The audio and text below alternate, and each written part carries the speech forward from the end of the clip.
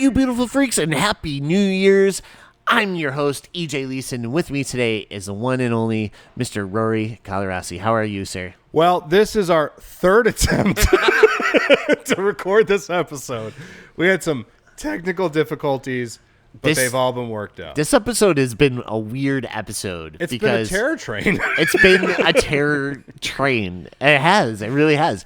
Because we were supposed to record one day, and then I had an emergency. Then we were like, okay, we'll record Friday. Boom, a snowstorm. And then we're like, okay, we'll just do it today. And then we're having, we started twice, and we had to stop because there was, some technical stuff going on. Yep. But, yeah. It's aged me a good 7 years.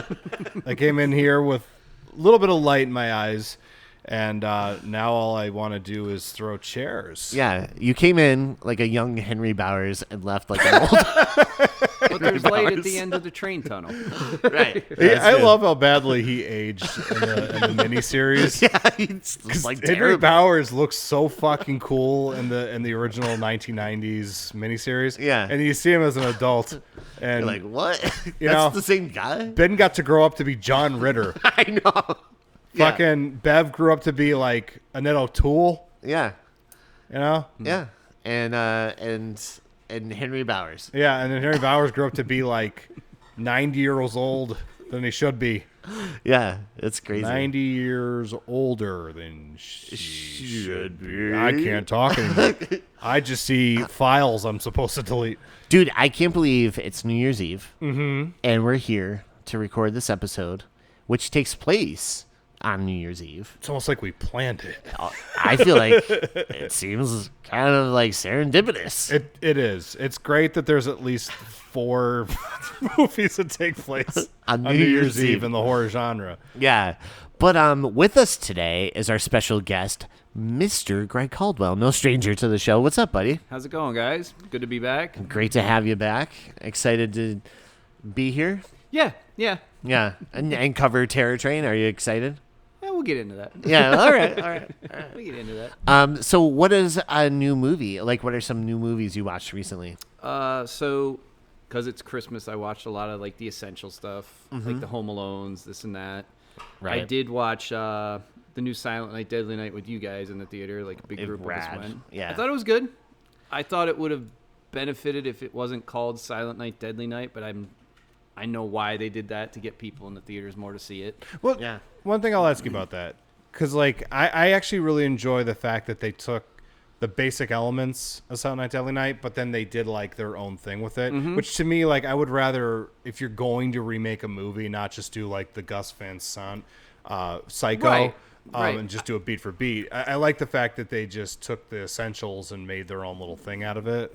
I think they could have even they didn't even have to call it that though, because there was enough hat tips to it. But there was also hat tips to Black Christmas. Sure. There was hat tips to Dead Snow in that movie. There was a lot of Yeah. There was a lot of nice little winks at a lot of good movies like that. But Yeah. still, if It you're was gonna, good though, and it was yeah. completely different than Silent Night, Deadly Night. It's definitely worth checking out. Yeah. For people who came with us that never watched the originals, it actually was is the original like that? Because that was awesome. So I was like, well, in certain ways, but not really. I will say, because Greg and I were talking about this the other night. The original movie is actually a much better movie than it gets credit for. It is. Oh, 100%. Because it has the trash sheen to it, but within it, there's actually a story about trauma and guilt and how abuse. I think it's interesting that you have something like the Santa Claus naughty and nice being mixed together with the religious good and evil concept, and you fuse them together. Yeah. And there's something so interesting about that. But they were well, it's 1984. We need to make a slasher movie out of this. Have him murder people, and it'll be great. Yeah. And what's crazy is because I watched that on 4K. It arrived Christmas Eve, which is perfect, and I watched it, and it looks really good on 4K. But I remember growing up and the controversy around that movie and everything else, and the being pulled from theaters, the one sheet being pulled, this and that. But Yeah. it's really not that bad, and there's not that many kills in the movie, honestly. It's really not as bad. A lot of it's just where he was saying, it's him building up to it from the trauma and everything else, and it's like the backstory of Billy, Right. is what makes it like different than every other like cut and paste slasher movie of the time. People used to overreact to movies at this point, though. Absolutely. I mean, like now it's like we live in a world where there's Terrifier. And that was also Right. like the golden age, like you're talking like 84. So how many slashers have been out already at that point? So people were just like, oh, this just gratuitous nudity and violence. They were like kind Yeah. of pushing boundaries back then, but like we're at a point now where there's not a whole lot left to push. No, all which that is stuff depressing. is tame in hindsight compared to like stuff that has been made after. Yeah. Like, Oh yeah. It's so weird, like when you For hear the sure. story, the fucking nightmare that John Carl Buechler went through with Friday the 13th Part 7. Yeah. Like that movie's like neutered. In I'd the love to biggest see the possible original way. cut, and it's like I- lost. Yeah, know. but like that happened because they were like, well, the stuff going on in this movie is too extreme, and then like not too far down the road, you get movies like Saw, Exactly. and you're like, those movies are really Yeah. brutal. Yeah, And then now I mean, you have, like, watch like Terrifier. Hellraiser compared to like something like that. Yeah, back and then, you're and just like- Hellraiser's like, yeah, that's pushing some that was lines. pushing boundaries. The Yeah. ratings board lines. makes very little sense when you get down to it because like some of the stuff is okay and it's like horrifying. They're like, yeah, that's fine, but then like Friday the 13th is so like I think it was because of It's so studio. I silly. think it depended Right. on the studio because like Paramount owned the Friday the 13th, but they also like watered down My Bloody Valentine. They cut Yep. the sequences out of that, and that was Paramount. So I guess it depended upon the studio that was putting it Yeah, out. that's true. Because I think what was that like New Line Pictures was Yeah. was New Line, New right. World or New New Line for Nightmare. no Oh, for New Hellraiser. World. Yeah, for Hellraiser. Yeah, yeah. New World. Hellraiser. World, yeah, pictures. So they could probably get away with a lot more back then. Oh yeah, because it's I get what you're saying because like Paramount is like a prestige. Yeah, type that was of, like or a it used to bigger be. like Paramount was putting out like Indiana Jones movies and stuff like that. So. You hear that, Yeah. Netflix? I'm kidding. And then I also watched Black Christmas 4K, the original, not the remake or the Beautiful. remake. Love that movie. It's so Looks good. really, really great on 4K as well. Wait, Black Christmas. Can't you listen to our episode of Black Christmas wherever you listen to your podcast? yeah, there's two We of them covered out it. there. Yeah, there's Oh, look two. at that. We Yeah. did 2 of the 3. Yeah, I've we never wanna seen do the you- third one. I won't watch the third one. Oh, I want to see it because I heard it's like you have insufferable. next. I heard it's next horrible. year. We're Next doing it. year. Oh, Black Set Christmas your calendars 2019. to stun. you might have Oh, to put man. somebody at gunpoint for that one. Well, we do that here. Yeah, That's how we get all our guests. So I also watched Krampus yesterday, Love actually, it. during the snowstorm. It was perfect. Yep. Wait, can we start bringing people off the streets at gunpoint? Hey, get in front of the microphone. Get over here. Are you going to kill me? No, we just want to have wanna thoughtful talk. We need a conversation stand-in. with you. I just want to talk to you. Do you got any thoughts on Friday 13-3? I don't like them. Turn around those thoughts for me. But what if they haven't seen the movie? Yeah. See, They there's just make it up. They're just Yeah. like a guy kills somebody with a knife. You're like, you saw it and you loved it. You know it's a machete, you son of a bitch. I swear to God. He's I just gotta gonna get ri- throw the gun at you at the end, and it's empty, like Tyler Durden trick. Yeah. That's right. Keep the guy's license. I also watched a movie called Christmas Bloody Christmas. I'd never seen it before. It was on Netflix Oh, yeah, that came out like with 2 the years robot. ago. Yeah, yeah, robot. like the You- robot Christmas. It was okay. Wasn't that a U2 song? Christmas, bloody Christmas. Wasn't that? That was a Sunday. Oh, sorry. I agree with what a lot of people said, though. The dialogue in the beginning is a bit cringe. but It's so bad. it's I remember watching them. I went to see that at Regal. Did you 'Cause, really? Yeah, it was playing, and I have a poster for that movie too. nice. But It is a pretty cool poster artwork. it actually is a really cool poster.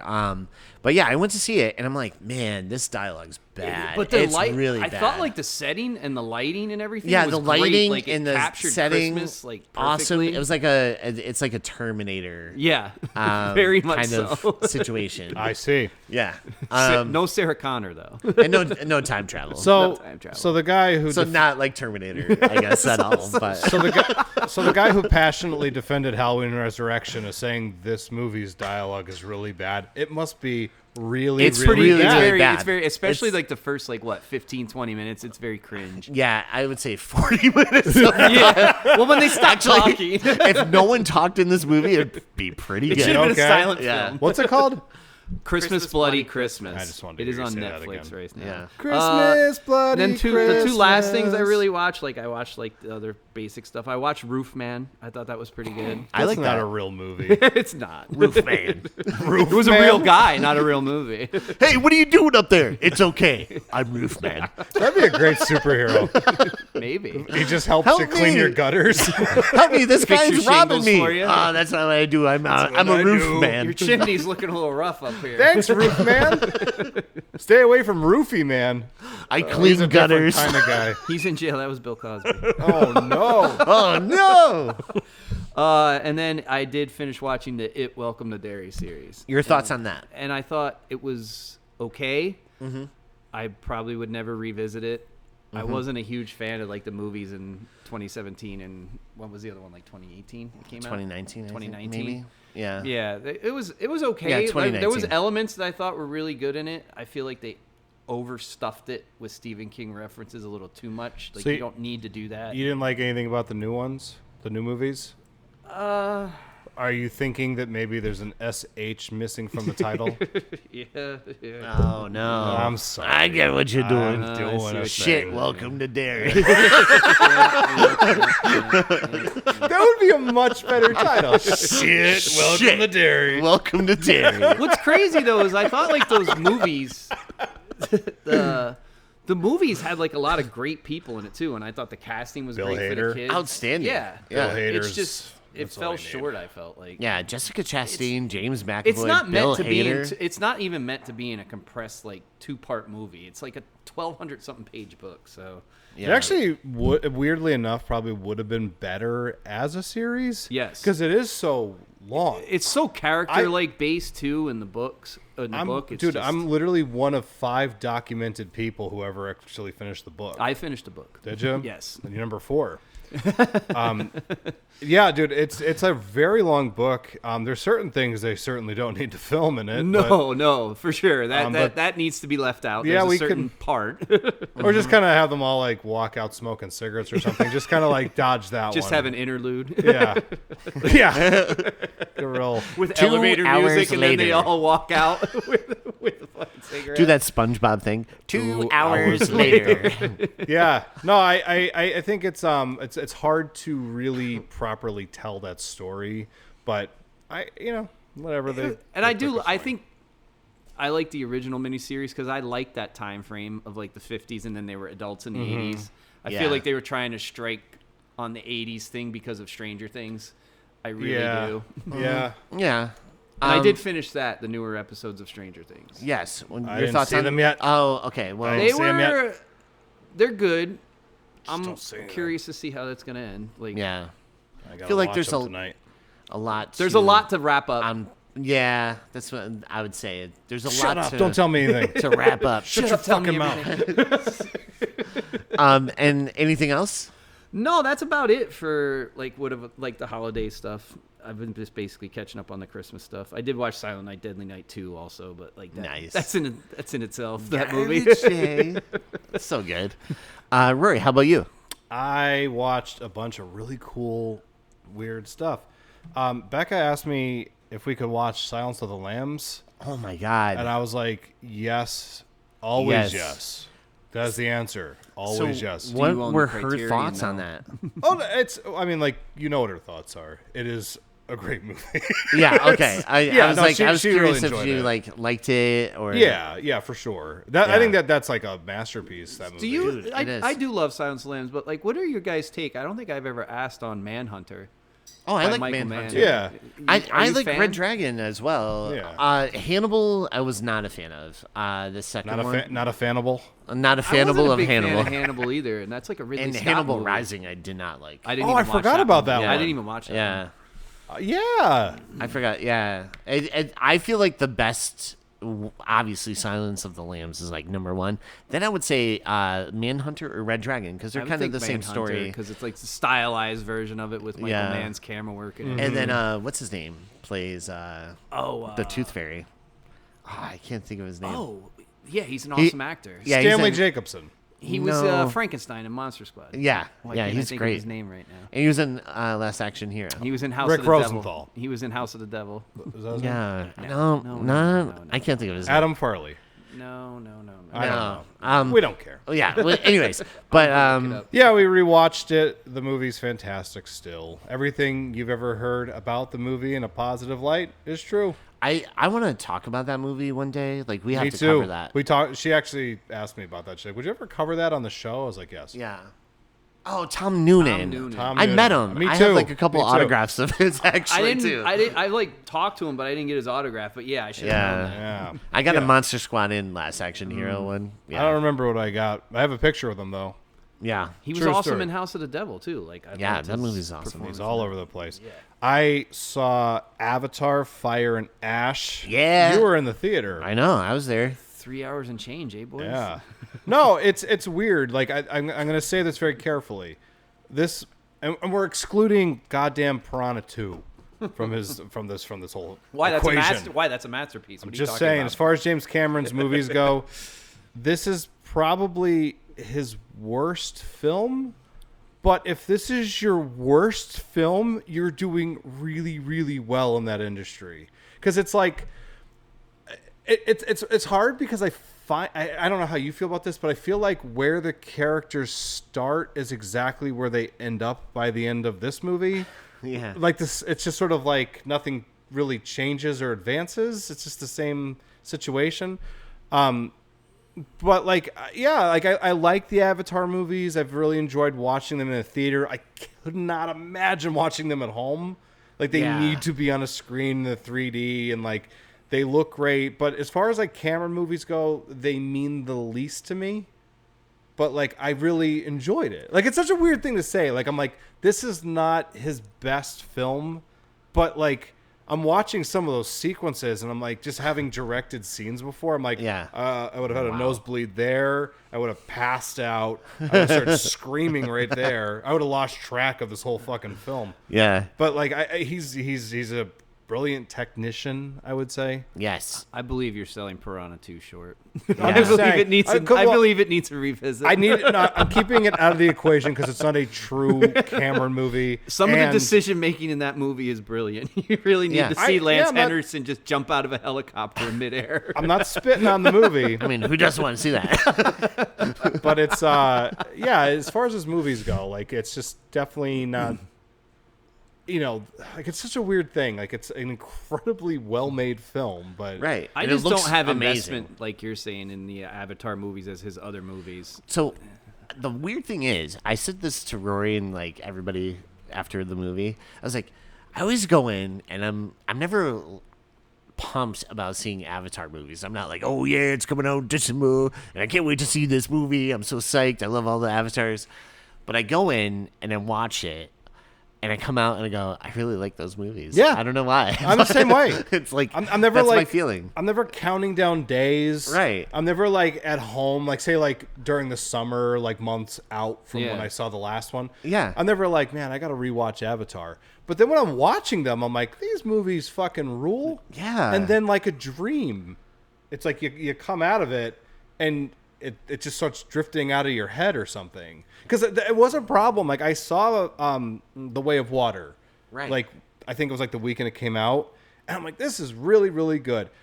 This movie starts, the third one, and they start referencing things that happened in the second one, which is a movie I hadn't seen all that long ago. And I'm like, oh yeah, the brother died.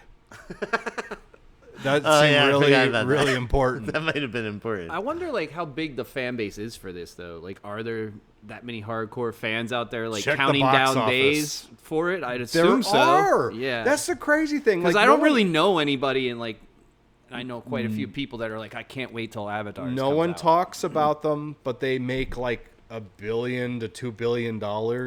I think it's just because it's such like a spectacle. Like I think it's just like you see them and like what I just said, you could not watch those movies at home and enjoy them the same way. They're 100% like a theatrical experience. Yeah. So for me, didn't love it, but Came out. I enjoyed watching it. Yeah, you appreciate it and you have fun watching it. Yeah. And I think that's what his goal is. Like, I just want audiences to have a good time. I think he thinks these are the best movies ever made, and that's why James Cameron is the way he is. Like, why he's such a rock star. Yeah, he that really guy is. really believes. He's hilarious. Yeah, he's just like he's so like deservedly arrogant. Right. Yeah, yeah. like He there's a lot deserves of things that you've read though, like people wanted to kill him on the set of like Yeah. Terminator 2 and The Abyss. But look what he does. Yeah.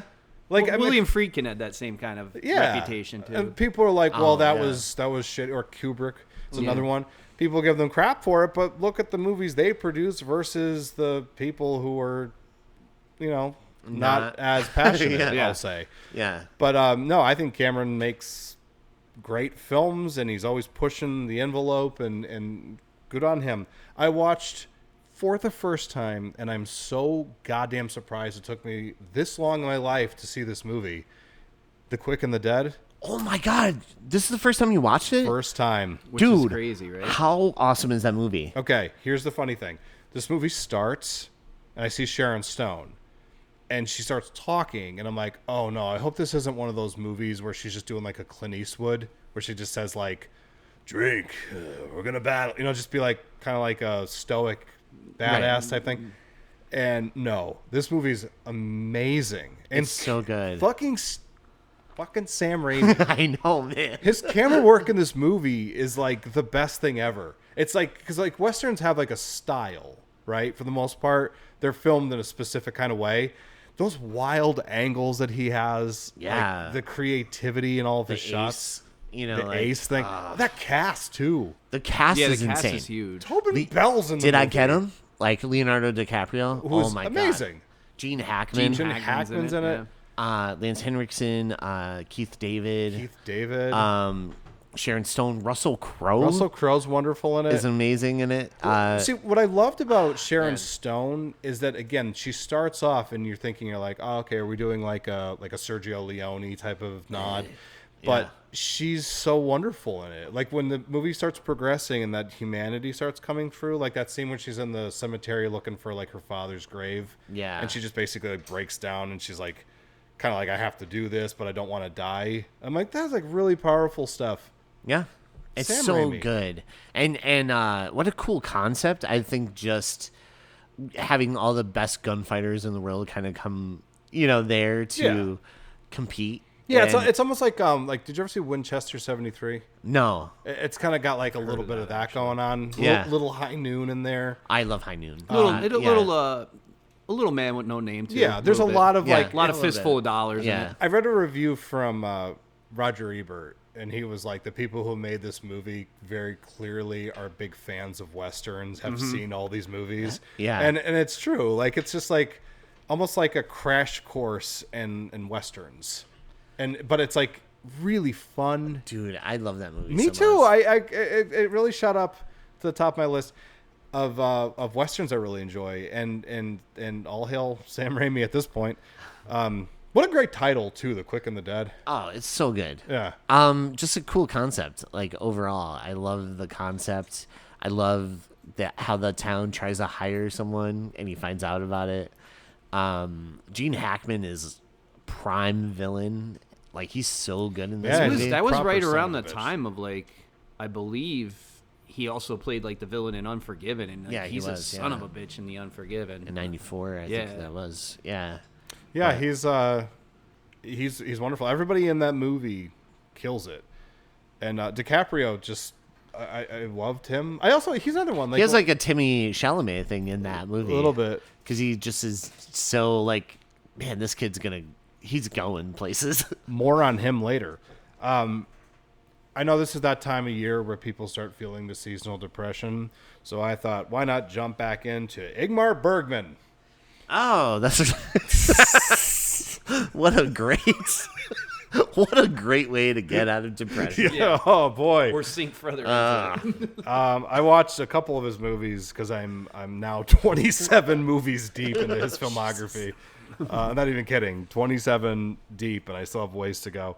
But I don't mean that in like a bad way because I think he's brilliant. I love his movies. I love his like take on things. Yeah. It's bleak, is for sure. The Yeah. first one I watched was called Shame. Did you ever watch Shame? Shane, like the Western? Shame, Shame. how I feel every day no. of my life. No, okay. I thought you meant Shane the Western. No, I was that's like, a great I one, didn't know too. he Not the directed Michael that, but I like Fassbender that one. Shame movie either. No, Yeah. not that one. No, this is basically like Basharam. it's like it's almost like him having a commentary on his feelings towards war and stuff, but it's just getting to watch these people who are like kind of far away from a war that's going on and not having to be like totally invested in it, and then it starts coming to them and you see how it starts to change them and like what they're kind of going through, and it's very bleak. Wonderful. I think it's actually like one of those Bergman movies that people don't talk about as much, but should. Yeah. It's awesome. I recommend it. The Passion of Anna. You ever see that from him? No. Is that like a sequel to Passion of the... Christ, yeah. Yeah. The Passion of the Anna. Anna. No, Oh. it's that's another good one. And then I also watched The Right, which is another one of his films. And again, this brings me to 27 films Nice. deep into his filmography. Are you gonna, when you finish watching this, are we gonna just see you just dressing all in black all the time now and chain smoking cigarettes Yeah. as like No. your new personality? I'm going to tell you exactly what's going to happen. I'm going to spend a lot of time like burning through this box set. I'm going to finish it, and I'm going to sit down and say, well, I finished it. And then my life's just going to continue. Because that's what I happens. feel like I could check that off the box yeah, now. yeah. And then like I'll bring it up to people, and they'll say, who's Bergman? And I'll go, oh, that's like my Michael life. Keaton, Bergman. Bergman?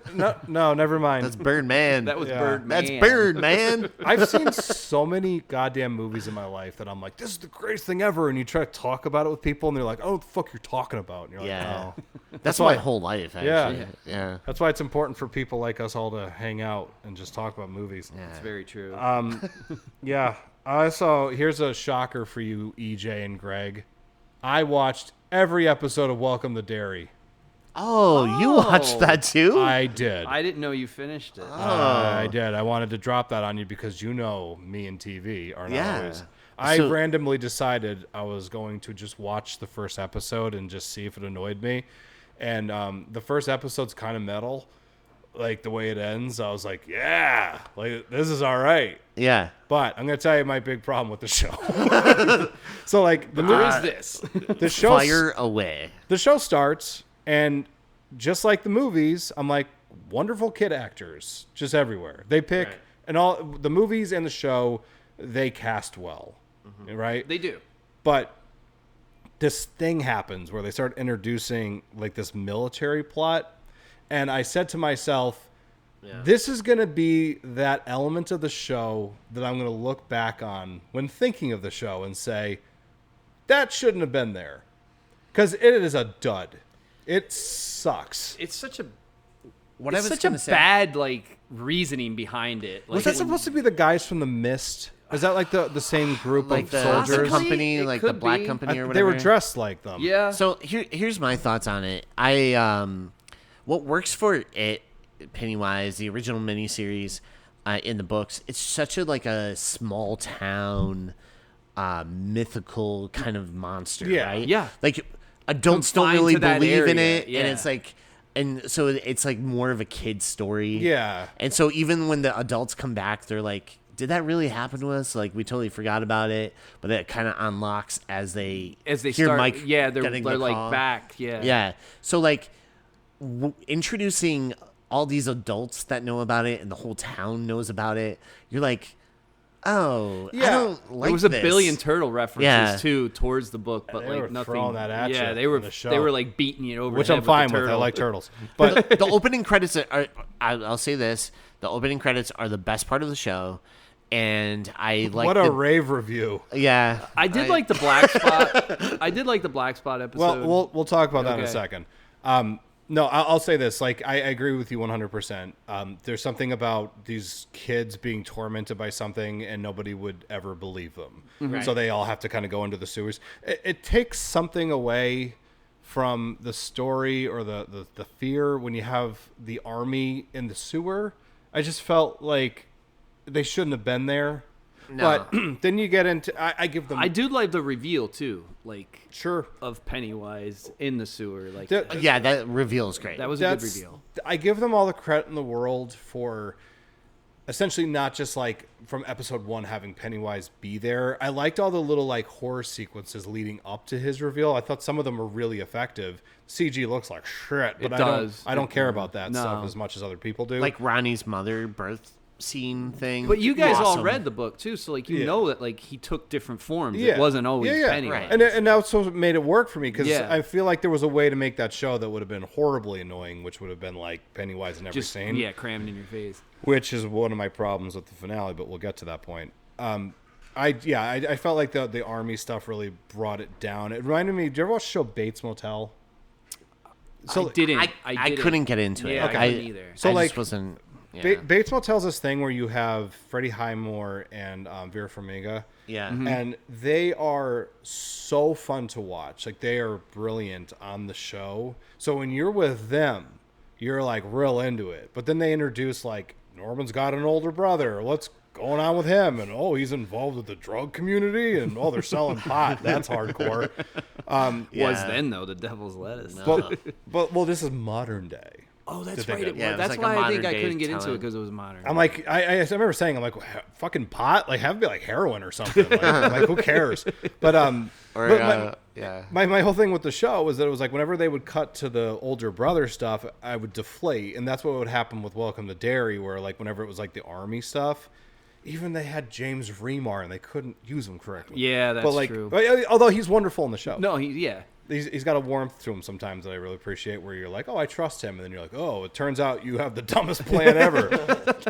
like the dumbest plan. stupid thing I've ever It's heard. such a terrible, But like, I did feel like that was going to be the thing that brought the show down, and I was absolutely correct. And then the finale was just very like, there's a thing that happens when you keep showing your villain in wides and you stay on them. It takes away a little bit of what makes him intimidating. I mean, it's not any worse than the way the second movie ended, where they just body shame him. Yeah. And then he dies. I like that part. I like. I didn't think the barriers was like a bad thing either, though. Like that was kind of interesting. See, I thought that was so stupid. but it was better than the military thing. Though, It was, but I hate shit like that where they're like, we've got the sacred dagger and these barriers, and you gotta take the magical dagger to the sacred tree and I didn't think the so dagger stupid. stuff, but I thought the way that they contained him was kind of interesting. I just think that like if you over explain this stuff, it just stops being. It takes away the the mystical magical stuff that scary. It takes that's the 100%. scary. Like I said, that I needs to be do- done like the right way. The book needs to be done like by somebody very competent to like do a mini series or even like two seasons. Yeah. I do have to say one of the strong points for me was the Dick Halloran, like the actor playing him. Yeah. I was like, he was a good actor. Yeah, he is like a really good actor, and if they ever did just like his own thing, but I thought it was heavy-handed. He was like, I'm well, going I'm to going to retire now, and I'm going to work in a hotel as a cook. It winks at the camera. He's Well, like, they were Nothing bad beating ever you over happens the at head hotels. with the. If That's you guys safe. have read Dr. Sleep and not like just seen the movie, they were beating Right. you over the head with that lockbox thing. That's Yep, like yep. brought I up thought, in the yeah, that books. was cool. But I just was like, oh, this is so heavy-handed. Where it's like, well, nothing wrong ever happens in a hotel, so good luck there. Yeah, exactly. I was like, oh oh my god, this is stupid. Like I said, there's too much but- mashed into like. Yeah. It could have just been Welcome to Derry without having to have Shining references there's or elements- Mist references. I believe that I it's liked, shit. but- Welcome to Derry. Yeah, and don't get me wrong, he mentions his certain things in his like the Christine cars in the It book for a minute, but like Yeah. it's nicer, it's better done. I'll say Yeah. this, like I know like Dick Halloran's the one everyone seems to be talking about, but I think the person that really outshines everybody in it is the kid that played Rich. Yeah, he was He was like a little kid that like played the drums. yeah. You knew he was I gonna wanted get it to- after he had his moment at that spot. That is like a really like great kid actor. Yeah. I felt like I was so like disturbed by where they went with him. It really upset me. Like I can say that episode 7 should have been the finale. Yeah, I agree. Because holy shit, like it It was a letdown after that episode. It turns into like a Marvel movie for me when you get to like the finale. And I kind of knew like Rich was in trouble because when you give somebody that much screen time of their own and he's like playing the drums, you're like, oh man, they're setting him up for like adorable. He's gonna go out. You got something on your mind. You do. You do. I didn't like it. You didn't like Rich? Oh no, just like the show. Yeah, like I said, I'm never gonna revisit it. I'll never feel the need to. The worst part of it, and then we can move on. But I thought the whole daughter who dressed up as a clown. Yeah. I was like, what is this? I know that was silly as shit. I was like, what? What a waste of Madeline Stowe too to like do. What that. a great actress to have do such a stupid thing. And also, I mean, I don't know if this is controversial or not, but it was really nice that in Derry they got some of the most polite racists ever. Do you know what I mean? That was really nice. Yeah. They were very, very, very polite, and very accurate to how that stuff was actually happening back then. So way to drop the ball there. It's so funny because I was like, I'm not really feeling like throughout this whole show, right? I'm telling Rory, I'm like, I don't know, I'm not really feeling it. And then episode 5 happens. I'm like, actually, I don't know. Maybe it's gonna go somewhere pretty good. Like, I'm like, and okay, then it just like went down. For me. And then the Black Spot episode happens, and you're like, okay, this happened in the book, and this was like kind of cool. Yeah, that's the only. It's the only thing that I will remember from the show. I like that a lot. I thought that was very like powerful. But yeah, the show is more or less what I expected to be. Maybe a hair better because I thought I was gonna like watch like the first episode and just be like, fuck this. But I do feel like they made him even more cruel than in the movies, though, like the remake movies. Like they made him more of like children. Like he definitely, he brought it. Bill Skarsgård. Yeah, I thought the whole school scene when he has like that killer clowns moment. Yeah, right? that was fun. I thought that was great, and how he like punched the head across. That's what I mean. Like there's like stuff like that. I like. He definitely was was more like evil in this series than he was in the movie. Yeah. He's great in it. Yeah, he's not the weak part at all. That's the scenes where he's like, it's towards the end of the 7th episode when he's like talking to his daughter. Yeah, stupid. But like, there's like moments where like he's just like, you can see that he's hungry, and he just looks like I'm like, wow, they're actually making him kind of scary because I didn't really like the drool coming down. And everything. I didn't love the It movies at all. No, I like the 2 new ones. There's things that just like the show, like things that really, really work. That scene where he goes like he's about to hibernate too, and he's like in the pool of blood with all like the body parts around him. I kind of like that too. There's things about the movies and the show that I really like, and it's usually just the stuff involving the kids.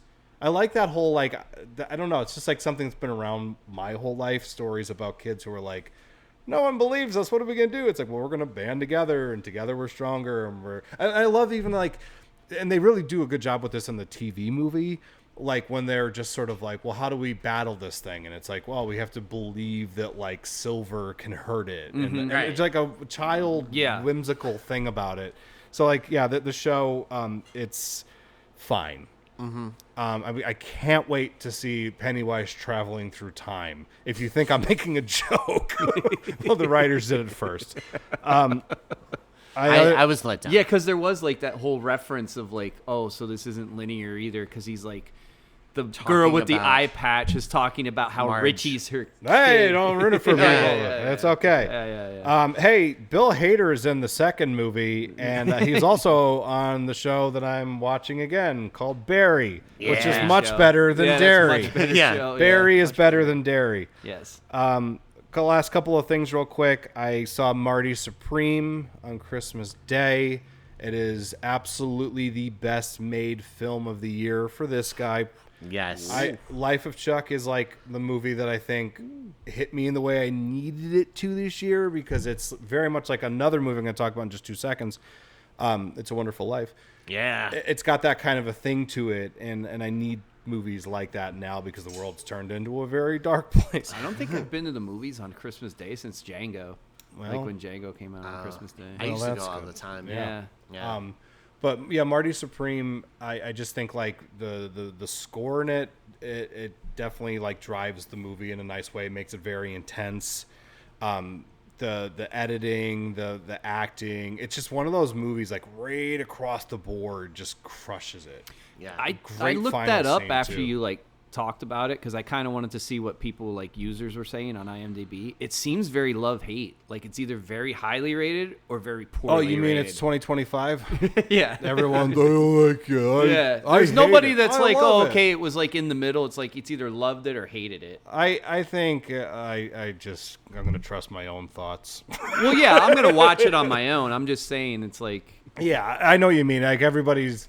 It's either the best or worst thing all the time. Like, why can't it just be okay? Why does it have to be? And it's also like a thing that I'm not a fan of with people now, where it's just like that whole reductive everything. It's like, it's the best or worst, and I don't know. I just think it's a bad way to view film. The other movie I watched was It's a Wonderful Life, because I watch it every Christmas for years now, and it's still, I would say, very, very, very firmly cemented in my top, like, I don't even want to say 10. It might be lower than that. That's like in a favorite film area. Me too. Yeah, I know. Yeah, you're a big fan of that one too. That movie, it really, every single time, it's always the same moments in it where it just like, it makes me tear up, and it's not like schmaltzy or anything. It's almost like that movie doesn't give you a depiction of like how people are, but what they're capable of being. Do you know what I mean? Sometimes I watch it and I'm like, God damn it, there's like such a like a realistic goodness in this. Yeah. And like I love that, like George, like if he was a character who was very happy to be doing the sacrifices, do you know what I mean? Like the stuff he's giving up. Like if he was just kind of like, well, it's the right thing. Like, yeah, it doesn't hit the same way when you just see that it pains him, but he's still putting that town before his own happiness. Like I love that scene when his brother comes home and he's just like, you just see him like, he's so excited to leave, and then he just sees he has like the wife and these opportunities, and he's just kind of like, you just see the tug of war thing going on where he's like, I don't want to do it, but, and then like he's outside and you hear like the train whistle in the distance, and he just looks so hopeful, but then it comes back in and he's like, nah, right thing to do is just to, and he just throws the thing away. But then it's like, it's so wonderful too, because it's like he doesn't get that, but then his mom puts that idea in his head to go see Mary, and it's like he gets this life that's like so like beautiful and meaningful and wonderful. And it's not the one that he wanted, but it's the one that like most people deep down inside probably really want. So it's like, it's a fucking wonderful movie. And the last thing I'll mention, very last one, and then we can go and talk about EJ over here. Finally. No, I'm just I watched just really fast. I was over at my sister Caitlin's house, and her son Jackson is like super into Star Wars right now, so I'm like, we're gonna connect. And I went over and he was watching Revenge of the Sith, and he just kind of sat down, like he was watching it, so I sat down with him, and we were just like sitting next to each other, just quoting the whole movie. And then he was like doing what we do on the show, where he was kind of like making funny things, like when Anakin shows up and kills all the Gungans, or not Gungans, the Neimoidians, or whatever. What are they? Oh, the fucking Trade Federation. Oh yeah. And he's just like, Anakin walks in, and I just hear my nephew go, he's like, I'm sorry, but this is how I conduct my meetings. He's just killing them. I don't know. He was a little kid, and it was funny, but I got to watch that with my nephew, and it was a lot of fun. That's awesome. What'd you watch? Oh man! Well, I saw The Housemaid, and it was amazing. I actually saw that with some friends of the show, and at one point I looked over at church, right? Mm-hmm. And like the credits were rolling. I'm like, that was really good. He was like, it might be in my top 10. I do want to watch it. I do want to check it out. It's. I was like, I think it's in mine. Yeah. It might be in mine too. I've heard good really things like about it. And then, of course, I watched a bunch of Christmas movies and stuff. It's a Wonderful Life on Christmas Eve. And then I also watched Avatar. I saw it with Rory. And I already gave my thoughts pretty much on that. Like, never psyched to see them. But once I'm in there, I'm enjoying every single minute of it. And I come out very satisfied and like, I like those movies, you know? And then I got to go to the studio with Adam Farley. Oh, yeah. And which was really cool because he's working on a brand new track, and I can't wait for everyone to hear it. I heard like a snippet of it. Yeah, and it's like like it really like shook me. I was like, this fucking rules. It's awesome. Yeah, it's really like, good. I was expect because I think Dave Cowley put like a snippet of it up. Yeah. And I was like, oh, I want to hear what it sounds like, and I'm like, what the fuck? That's awesome. This new track, it literally, each member has like their signature on it. I would say like Jimmy's guitar is outstanding. Awesome, yeah. Adam singing and lyrics. It doesn't sound like him too. That's what's, I know. That's what's so brilliant about Adam as a singer. It's like he can just do channel. Yeah, like he could do all these different styles. But I was like listening to it, and I'm like, you're awesome. Like you guys are like really talented. And then of course like Dave's drumming is like outstanding in the. So it was really almost cool. as outstanding as his hair.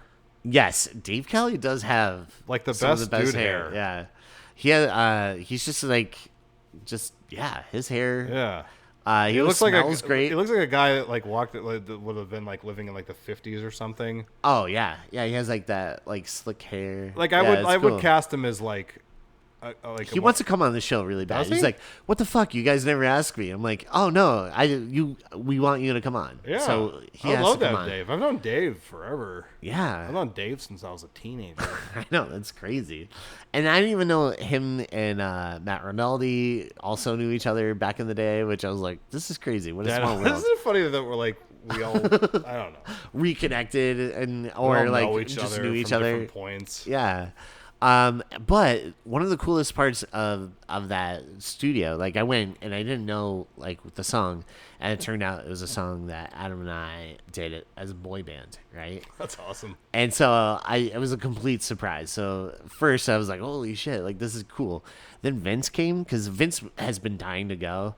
And I was like, hey, when I go, do you want me to like, do you want to come along? And so I was like, Adam, do you mind? He was like, no, it's all good. And so Vince came like a little later, and him and Jim like started like just talking about the song. Like he listened to it, he's like, yeah, this is really good. He's like, you know what'd be interesting on this drum track if you like maybe did this with the sound, and so you just see these two and they're cooking, right? And you're like, holy crap, like Vince was in his element. It was so cool to see. He was telling me about it. I saw him on Christmas, and yeah, he looked happy. He was because he has like a lot of knowledge about that stuff, but it's like, sometimes you're not always able to utilize it. But yeah, like he knows his shit. Like he's really like good with like tech stuff and production, we'll say. Yeah, no, his skills. It was so funny because at one point I like literally was looking at Adam and Dave and stuff, and we're like, oh my god, he's like Rick Rubin in here, like just this ultimate producer, because he was like throwing out stuff, and then on the playback you would hear how like there's like a couple different speakers, and you would hear like the drums go boom boom boom. Yeah. And I was like, oh my god, that's so cool. Like it would go individual speaker, and it sounded so yeah dope. he really does. He knows his shit. Yeah, but it was really cool just to see Vince in his element, and you know what's really fun, because I saw that he was like happy. I immediately just crushed it. Like it was awesome. He's like, hey, I did this and this. I'm like, dude, whatever good ends up in this song, you had nothing to do with it. Yeah. And it was like, you should come back to the show. He's like, really? You guys want me back? And we're like, no, not at all. Not in the slightest. We're in our golden age. Yeah, we're good. We're good. No, it was really cool to see Vince kill it. Adam's track, I'm like the MDG, like it's gonna be so good. I can't wait for everyone to hear it. It's too. awesome. I want to hear it. Yeah. And I also watched a movie that's been kind of hard to get to record because we had some issues. Oh, we had and so then, many of course, issues. I watched Terror Train. Rory, you actually picked it, which is crazy because did I? I love this movie. I would have totally picked this, but I never thought I don't know why we didn't do this yet. But you were the one that threw this out, and I was like, oh my god, absolutely. And then you saw it before too, right, Greg? Oh yeah, I mentioned it for. So you were the one. Too. No, I think you said you planned on doing it anyway. Yeah. Oh, okay. All right. I wasn't sure. So you didn't throw this out, like No. it was just a. It was I just think an we talked- idea. yeah, I think we talked about it, and you were like, "Yeah." Like, Well, because you'd already done the other one. I prefer New Year's Evil or whatever. Yeah, So. yeah, that's a good one though Yeah. too. I do like Christmas Evil and New Year's Evil. I think New Year's They're- Evil is more fun than this one. Yeah, yeah. I disagree. I like No, this one. I don't know. I mean, like, It's fun. it's yeah. New Year's Evil, yeah, it's more Yeah, fun. but this one has like a charm to it. Yeah. There's a reason why it gets a shout out and Scream. Yes. Yeah. Yeah. I Why like is it. Jamie Lee Curtis in all these movies. Scream Queen. Scream Queen. But yeah, today we're talking about Terror Train. This movie came out 1984? 1980. 1980. Yeah, it was So like we were just during talking the about boom. that. It was the same year as. Oh, yeah, she it's did Prom 1980. Night earlier And that this. year, and like they were Yeah. released Do the you guys same year. do you guys remember the first time you saw this? Oh man. I think I was older, like probably high school. Yeah. I didn't see like at Prom Night I'd seen before this one. You I know? think it might have been like 2003 or 4, and I forget because it was a DVD, and it was like Jamie Lee Curtis maybe Yeah, DVD I think or it was something. on TV when I saw it or something. Because I think it was like a dual package of like there might have been. Terror Prom Night Train and and something this. else. Yeah, It could have been. and I think I remember that's how I watched it. Yeah. I remember Because MGM might have done think both. I was pretty maybe like 12 or 13. There was a period of time where my sister Caitlin and I would like scour all those like old mom and pop video stores. Yeah, same. AKA the best thing ever. And Thanks, Netflix. yeah, fuck. I remember watching Scream when Scream first came out, and I wanted to see all the movies they were talking about because I'd seen most of them at that point. But I hadn't seen that one. Stars touched on this too. Do you guys remember Stars did that series like the rise and fall of the slasher film? Yeah, that was great. That brought out a lot of stuff that I'd never seen before too. So I tracked it down. It was one of those things where you're like the early 80s, and I went through a real long period of time where I was trying to watch all those movies. The early 80s, it was just like this glut of like bad slasher films. Oh, yeah. And by bad I just mean like Halloween is more like artistic in my opinion. And so these people were all like, let's try to make a movie like Halloween, but a little different. And they don't quite get to the art area, but they do make some really interesting, fun movies to watch, especially with a group of friends when you're 12. And this Yeah. is one of those. This is art. I was telling EJ, this is like on the long lines of like the Canadians started getting in on all this, and Yeah. they started making a lot of horror movies throughout the 80s. Yeah? too. Like, Yeah. My Bloody Valentine was Yeah, Canadian. Canadian. Prom Night. Like I said, Prom Night was this. Bloody Birthday, I believe, is Canadian. Happy Yeah. Birthday to Me, I think, might be Canadian too. Yeah. And there's that movie, Hey Pal, Sorry. Sorry to do this to you. My Bloody Valentine's actually really, really good though. It's a very apologetic killer. Real friendly Sorry Canadian to do killer. this to you, Sorry you got to cut your head off there. but it's got to be done. You understand? But yeah, so this film stars Jamie Lee Curtis, and this was her era of when she was mostly doing all horror movies. Which to her credit, I like that she's embraced it. Yeah, She's not like, please. She's not doing a Jennifer Aniston. I wasn't in She's like, Leprechaun. I wasn't in Leprechaun. And you're like, no, we will love you more. If you say you were. If you're like into it, like we love that. Yeah, like Yeah. don't do that, Jen. We Yeah. So Jamie Lee Curtis is the star, and then oddly enough, the only like I would say the biggest other person biggest name is David Copperfield. Yeah. got The David magician. Copperfield's in here. The conductor's kind of. I told Rory like the conductor had a bunch of small parts, but I remembered him immediately because of his voice of the movie Red Dawn. Oh. He was the old guy that outta were here. his granddaughters. Yeah. Jennifer Grey and Leah Thompson were his granddaughters that he sends off with Jed. up. Yeah. That's really cool. I did not know that.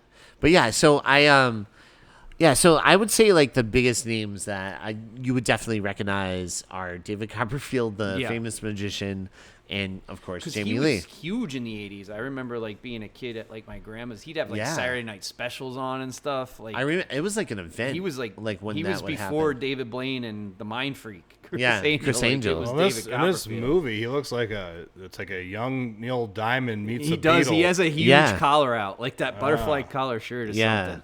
It's a turtleneck. I will right up front make one little thing about David Copperfield's presence in this movie. What? I'm not taking it's a shots. lot of magic. I'm not taking shots at him. I love it. I love all the magic in it. But I think when they were making this movie, the producers were probably like, we're going to have him do magic in it. And that's going to be like the draw. But you're watching a movie. So people are not interpreting like magic that you would see in person. Right. And what you see in a movie is the same thing. Because you're like, well, I know they can do special effects and they can cut and do optical things. So like when they're doing the magic show, like I think the people who made it thought that I was going to be, people like me were going to be far more amazed by it. But I'm like, but as a kid, I'm like, well, they could just like cheat. It's a movie. Yeah. So I don't know if the magic was. And what is the killer doing magical. now? Because they flash that magic show a lot. That's a good point. Because at some point you're like, oh, there's somebody on the train killing people, and he's like, I'm gonna make this disappear. Check out this. It reminded me of that Family Guy thing. I saw Jesus, and he wasn't as magical as I remember. He's like, so that's what it reminded me of. But yeah, no. So let's get into the breakdown. So the film starts at this college party, the Sigma Phi Omega, and Starts like Jaws. it does. It Yeah, has a a little very bit. Jaws opening. Yeah. 100%. right? There's like a bonfire going on Yeah. outside, and the guys are telling one of their classmates named Kinney to go for Alana, who's played by Jamie Lee Curtis. Did you guys ever see Jamie B. Curtis? Jamie B. Curtis. She's like a like a bumblebee scream queen. She was actually in My Girl. She was actually one. Yeah. Yeah, because You know Jamie her work. Lee got her the job. Can I blow Yeah. your mind? Yeah. That's the great granddaughter of the bee in Dracula. Oh my God. Elle Really? Snow. Elle This Snow. is a fact. Look it up. She'll tell you. She'll know. She'll tell you. She'll knows snow. everything. She'll snow. So they're like, yeah, go for Alana, man. She likes you. Go for it, right? And Doc is kind of like the one egging it on the most. Yeah, he's something. He's a piece Yeah. of shit. He's It's a okay. dick. He's a dick. Yeah, I was gonna say none of these people are likable. No, they're not. They don't not a have single any one. redeeming character. I don't think there's not a there's- redeeming character in the movie. Besides the conductor and Yeah. maybe the magician, right? But he's There's kind of not a lot prick of even really still. likable He needs- people in this. He needs quiet when he does his illusions. Like he's bitching all the time. I love so much when David Copperfield's doing his act and they show Doc. He's just got his arms crossed. Yeah. I was like, I don't think that's cool. no cool. big deal. Whatever. He's not as cool. But he's like jealous. I've Yeah, never he's wanted super somebody jelly. to get it more in a slasher movie, I think, than like him. It's like, kill Doc this is a fucking dick. guy already. yeah. Doc, more like Cock. dick. Yeah. Oh, See, you're. I was right there, Each. yeah. we're on the same track, buddy. So they're like, yeah, go for it. So we see Alana. She goes into the house, and Mitchie. The house. It looks like ADHD. Yeah. That Yes. room is wild. Yeah. That room is crazy. It's everything is just. There's like sheets hanging from the Yeah, ceiling. Like, and who has the canopies on their beds in college? and There's stuff? a Yeah. big giant portrait of a black cat on the wall, which I'm in favor of. Yeah, that was actually pretty cool. That was cool, but then like just the overall room, Aesthetic the and- production Yeah, design, I was gonna Yeah. say the aesthetics is something. They're like, what kind of style are you going for this movie? And they're like, everything but the kitchen sink. We're just kidding. Put the kitchen sink in the fucking movie. I wanted it to look like Rick James' bedroom. No, those would have been beads. Not Yeah, that's You know, like what a room looks like after it's trashed.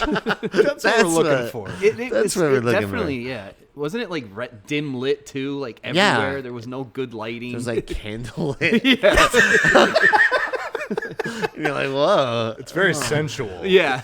The candles, the dress. Maybe what's they were going running on like here? a brothel like Louisville did that time. like to college.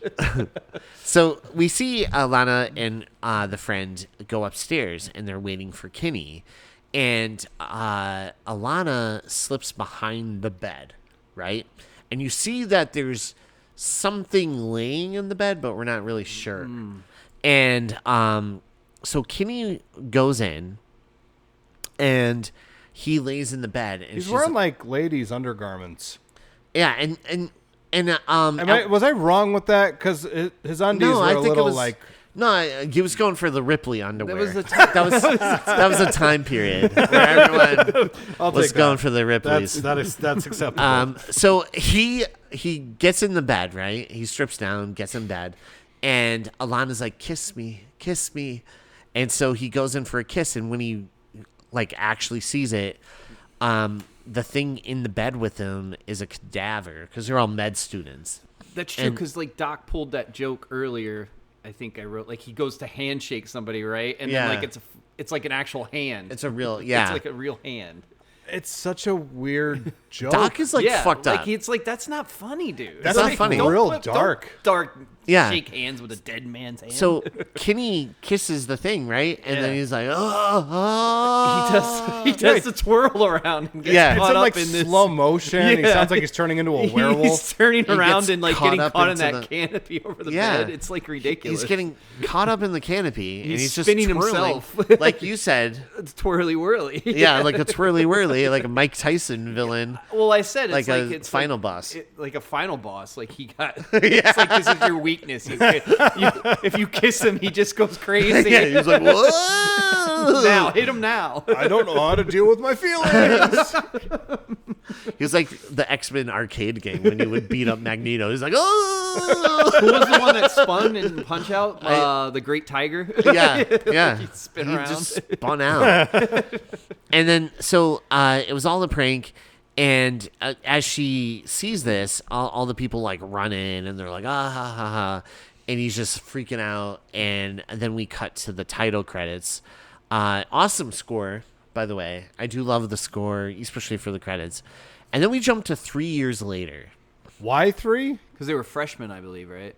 Were they freshmen in college? Yeah, they were freshmen. Or maybe they're like because they're in pre-med. med school They're now. pre-med. So shouldn't it have been like 6 years later?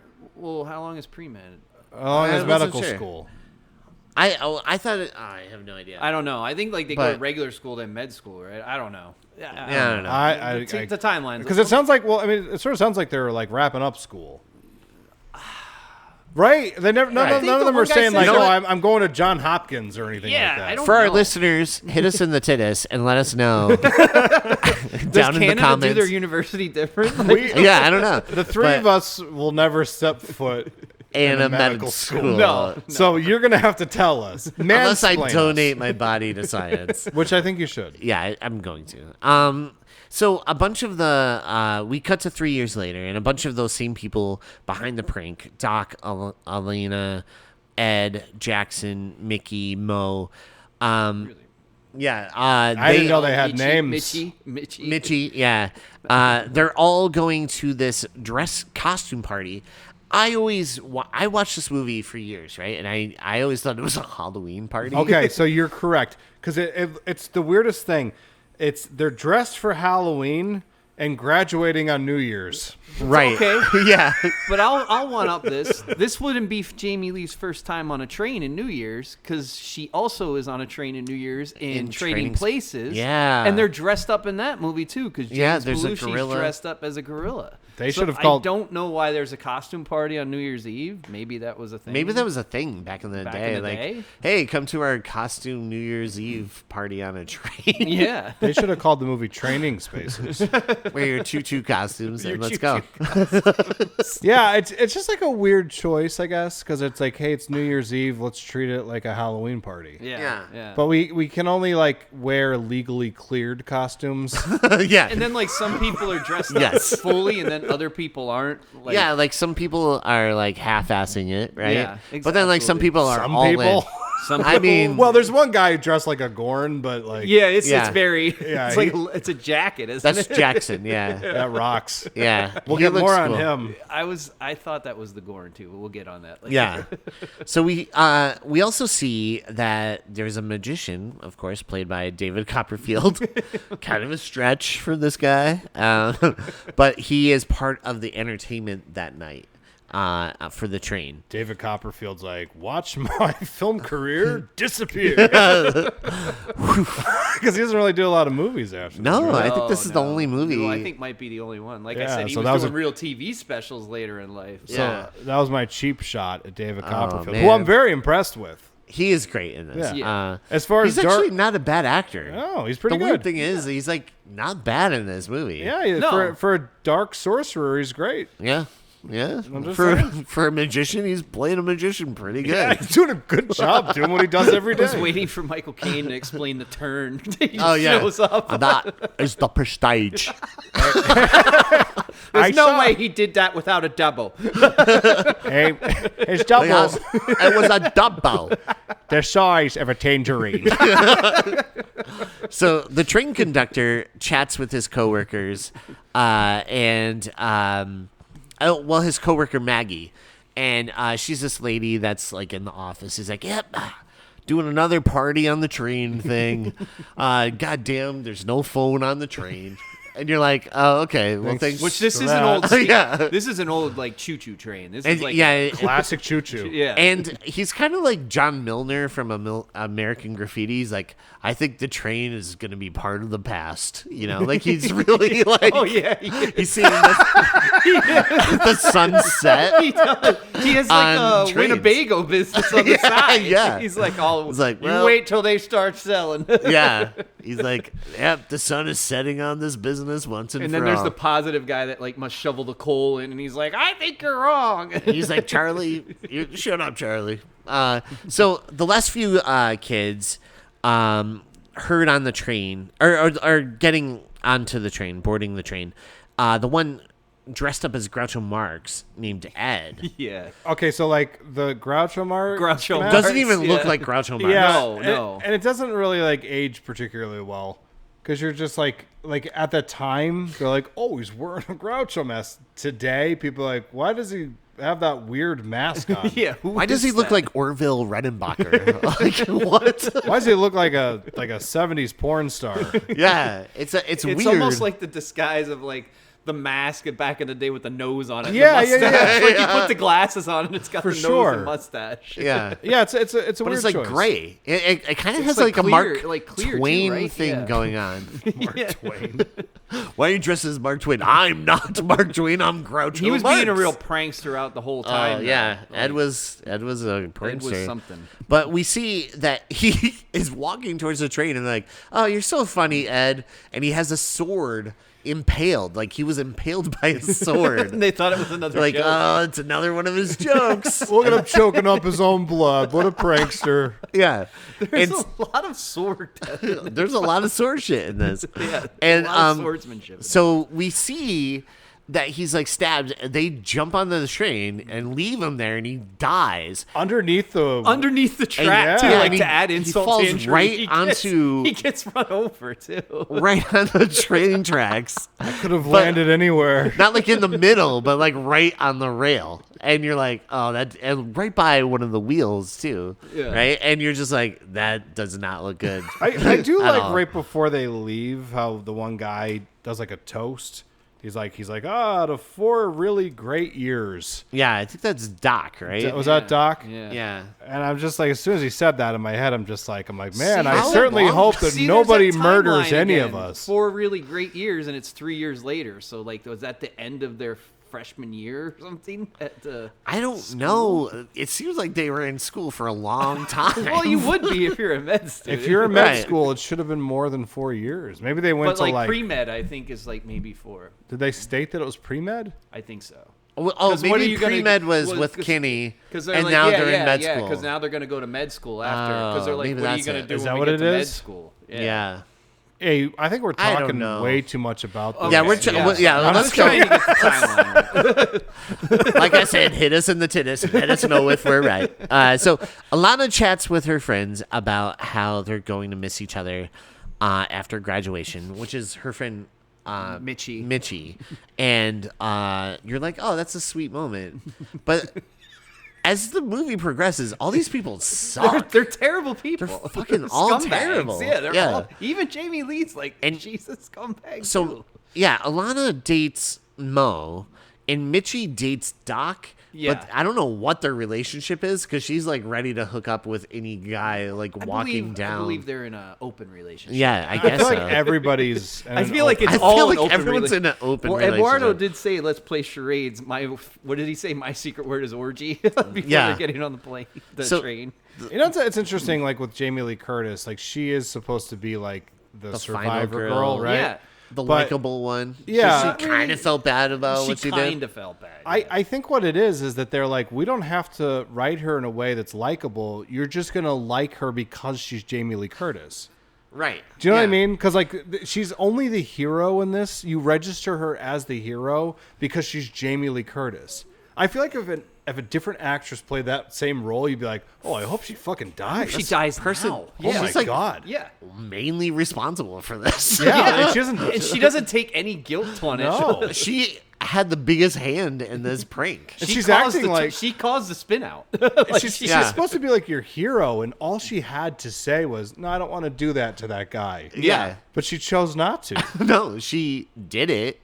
And besides Doc getting the body and putting it in there, right? Like she had the biggest hand in this prank. Like she Yeah. was Yeah, like the I for don't know. sure. So the kids are all rocking to the band like that is playing on the train. There's a disco ball again. Like I point out, Yeah. There's no disco dancing scene like in Prom Night in this one. Now. Unfortunately, which I do love Prom Night. Who's the guy that fell underneath the train?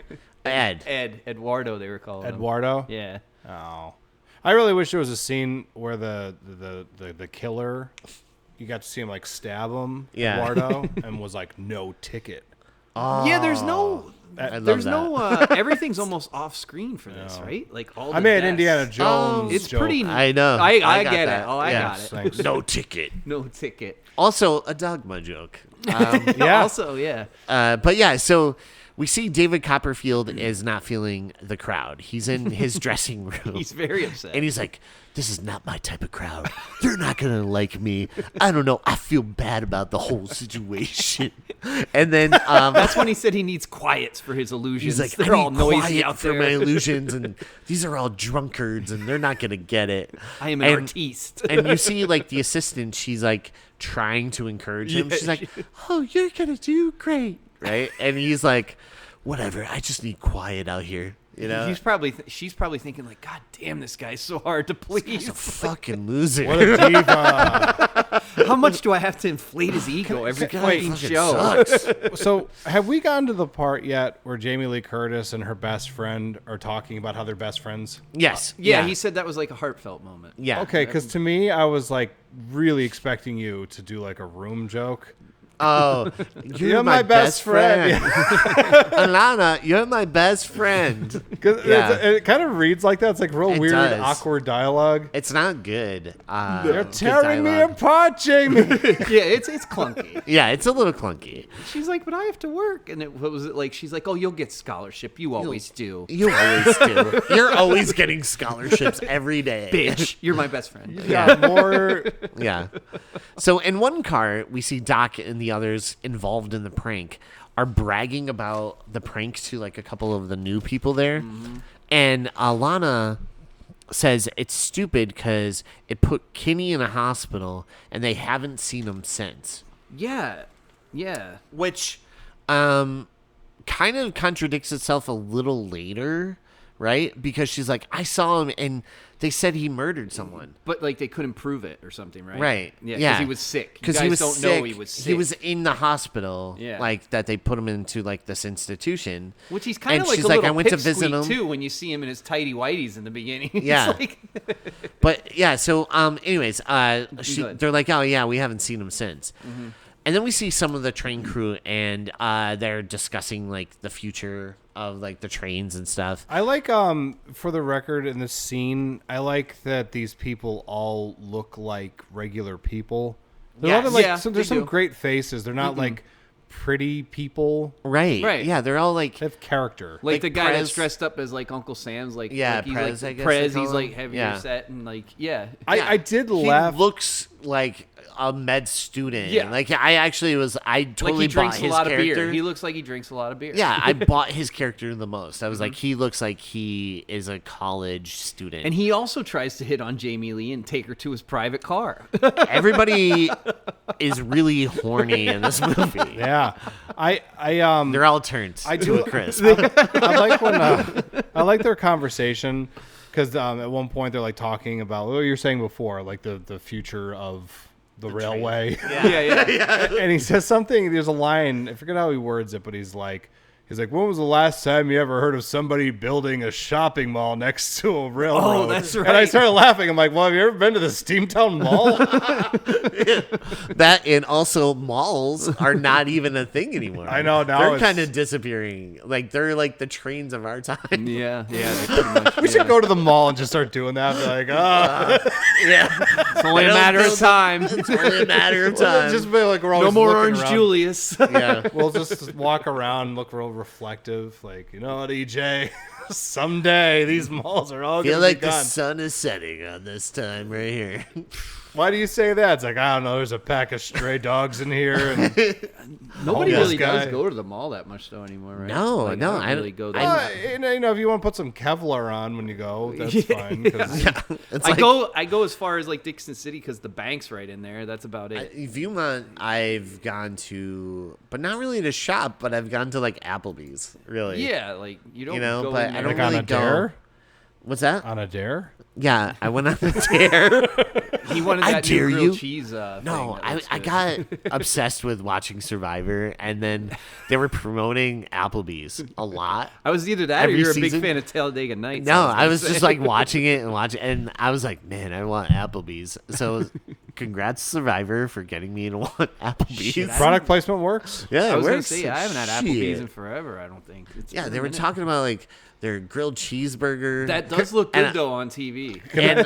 and like their desserts, and I'm like, oh my god, I gotta go to Applebee's. grilled So cheeseburger is looks Applebee's part of the Survivor challenge? It's like it's a reward. So they can't. Runner up, you get Applebee's. Yeah, no. What happens? I thought that was just something you had to survive. No, like they're not eating anything. They could like fish for their own food, and that's basically it. But sometimes you can't even catch fish. And so as a reward, if they win the game, like win like a mini game, they get to eat at Applebee's and get whatever I they guess want. that's nicer, like because the challenge people only get like Burger King every once in a while. Yeah, exactly. Yeah. It's like, the option of this pile of crackers or going to Applebee's. It's like, well, I guess I'll just take the crackers. Yeah, I'll just go with the crackers. Thank you. You get thrown out of an Applebee's. So, anyways, all the Applebee's talk in this episode. I feel like we should get a sponsorship. They're getting a plug at the end. Yeah, A lot of like mixed feedback too. Yeah. I feel like you like Applebee's a lot. I do. Yeah? I don't think it's didn't- terrible.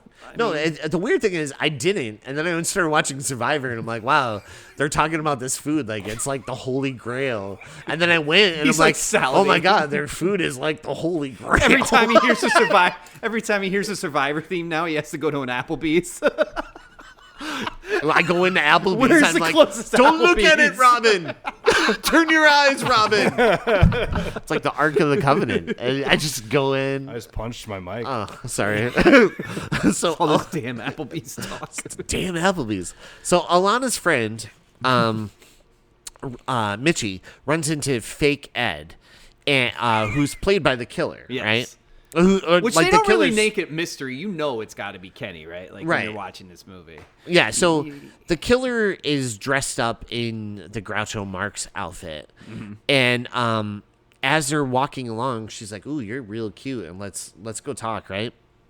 The killer gets distracted by Jackson, who's dressed up as like a Gorn, like soft, like a Kmart Gorn. It definitely is a Kmart Right? Like it's kind James of like, Way, not even Kmart. you can find that mask at like Dollar Tree, most likely. But he's dressed up as a lizard.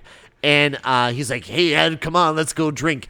And Jackson is... I got the good stuff. He had the good stuff. I got the good stuff. And he's already, like, hammered. He was. He was, like, drunk beyond what like he his should have been drunk costume was already disheveled. Like, wasn't the jacket already unzipped? Yeah, like, he was so drunk already. He's like, "Hey, why don't we get a couple crayons and go coloring or something?" And you're just like, "Well, all right, relax, Jackson." So we see them go into the bathroom together to drink, right? And that's when Jackson goes, "Oh," and we don't see it, but the killer ends up murdering Jackson. Right. I should have because he's like smashing his face off the mirror or something.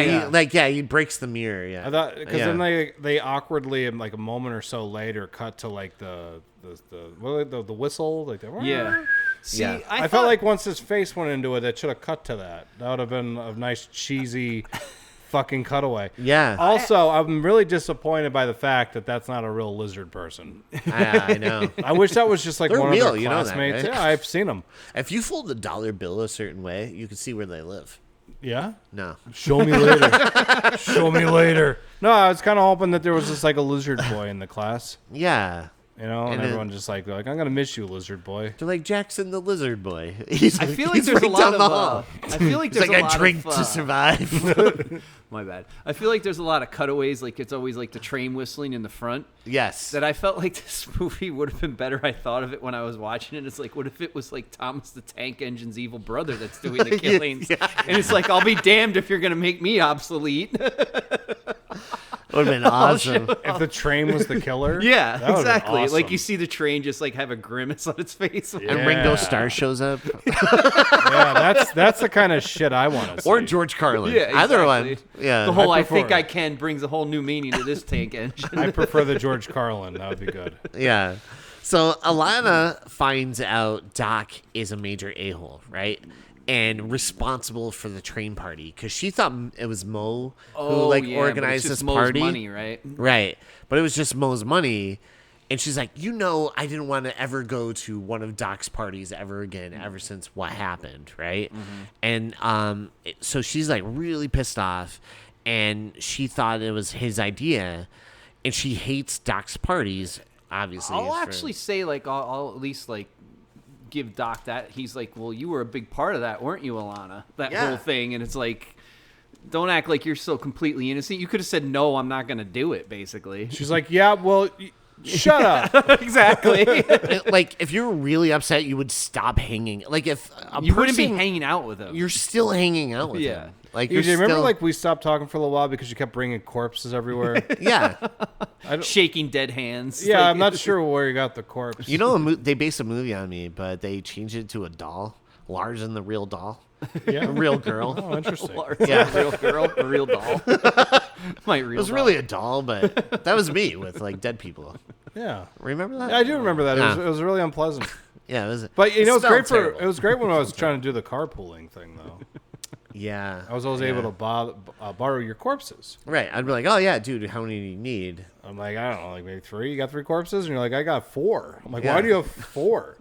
What Well, did you need 4 corpses I had for? 4 handy, but I had more buried in the backyard. Interesting. Now, did you get these from like a med school or was this like a The Rue Morgue. Yeah. room morgue? It was a room morgue. Interesting. They needed more room. Well, I'm just going to say this. It was very uncomfortable for a while.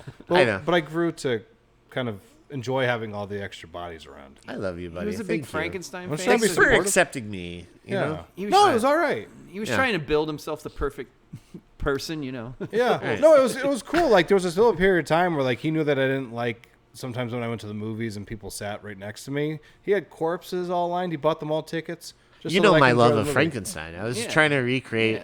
I wasn't trying to be a modern day Prometheus. I was trying to be a postmodern day Prometheus. And a You were corpse, Spankenstein. corpse is easier and cheaper than like a skeleton or a real girl. Yeah. So obviously. Plus, True. I love Halloween. So you do. So, you know.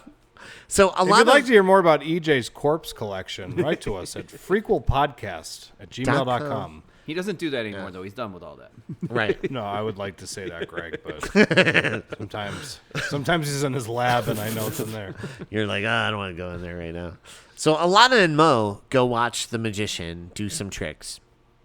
That really impresses the two of them.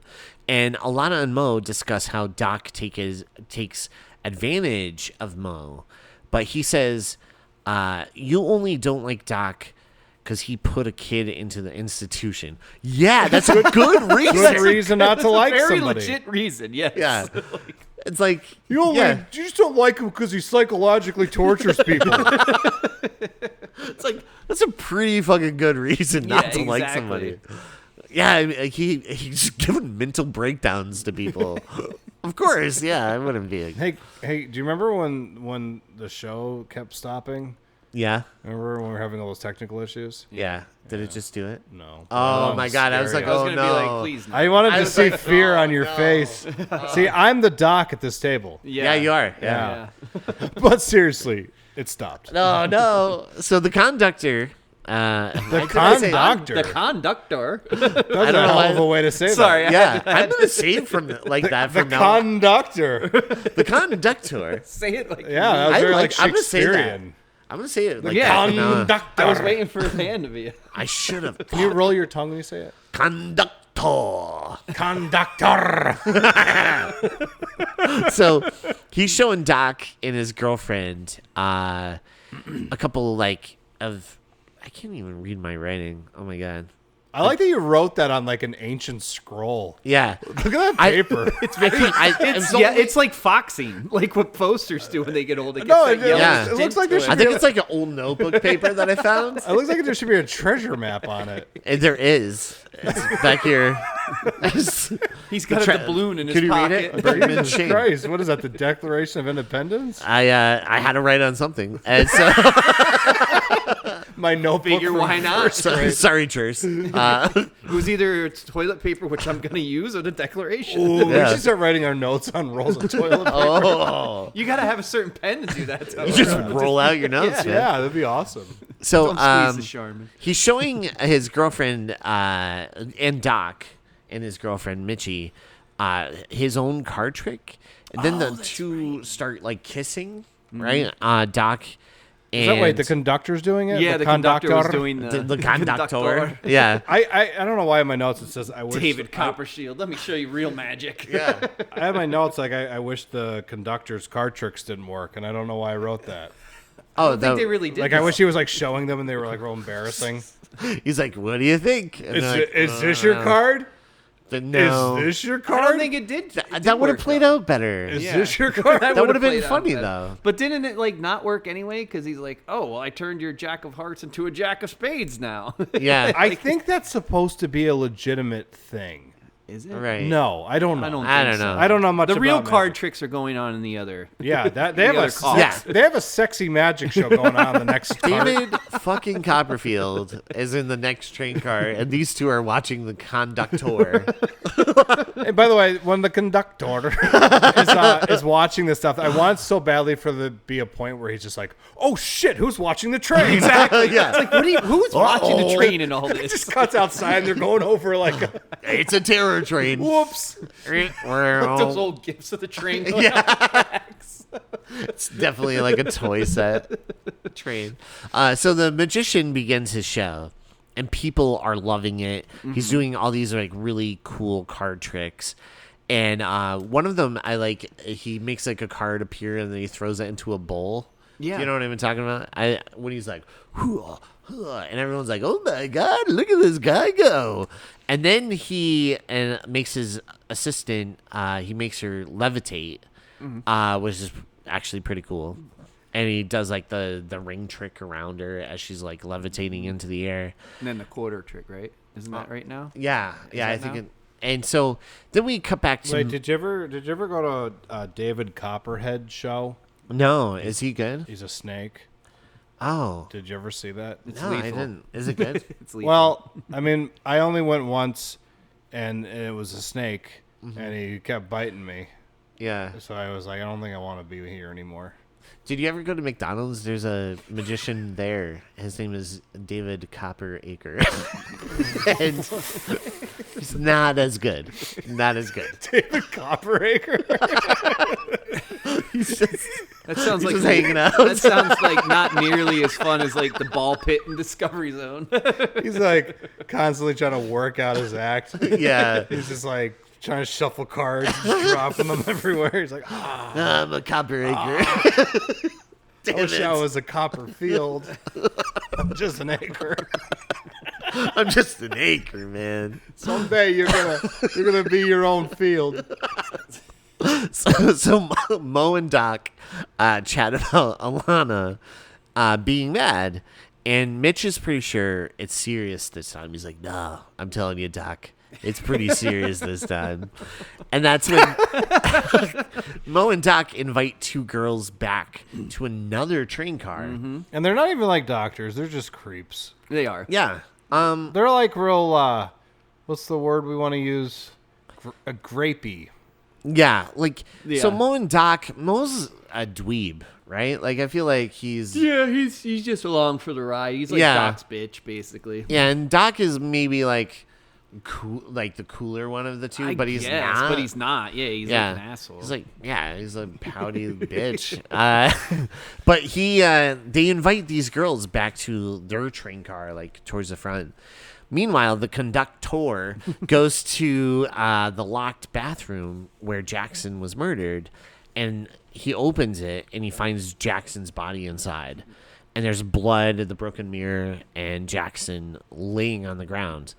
So he goes and he tells his coworker Charlie that he found a dead body, and he doesn't want anyone on board to know. To panic, yeah. Or panic, and tells the engineer up front, he's like, make sure to pick up speed because we got to get to our destination a little faster. You ever hear of the Titanic, sir? Keep going. Maybe we shouldn't be in such a rush.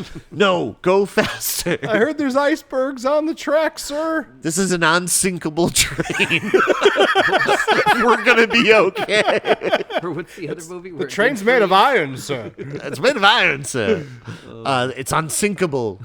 It's a train. I know. The conductor goes to the locked bathroom where he found the body. And So that girl tries to get in there, too. Yeah. Yeah. I was kind of wishing that this train only had one bathroom.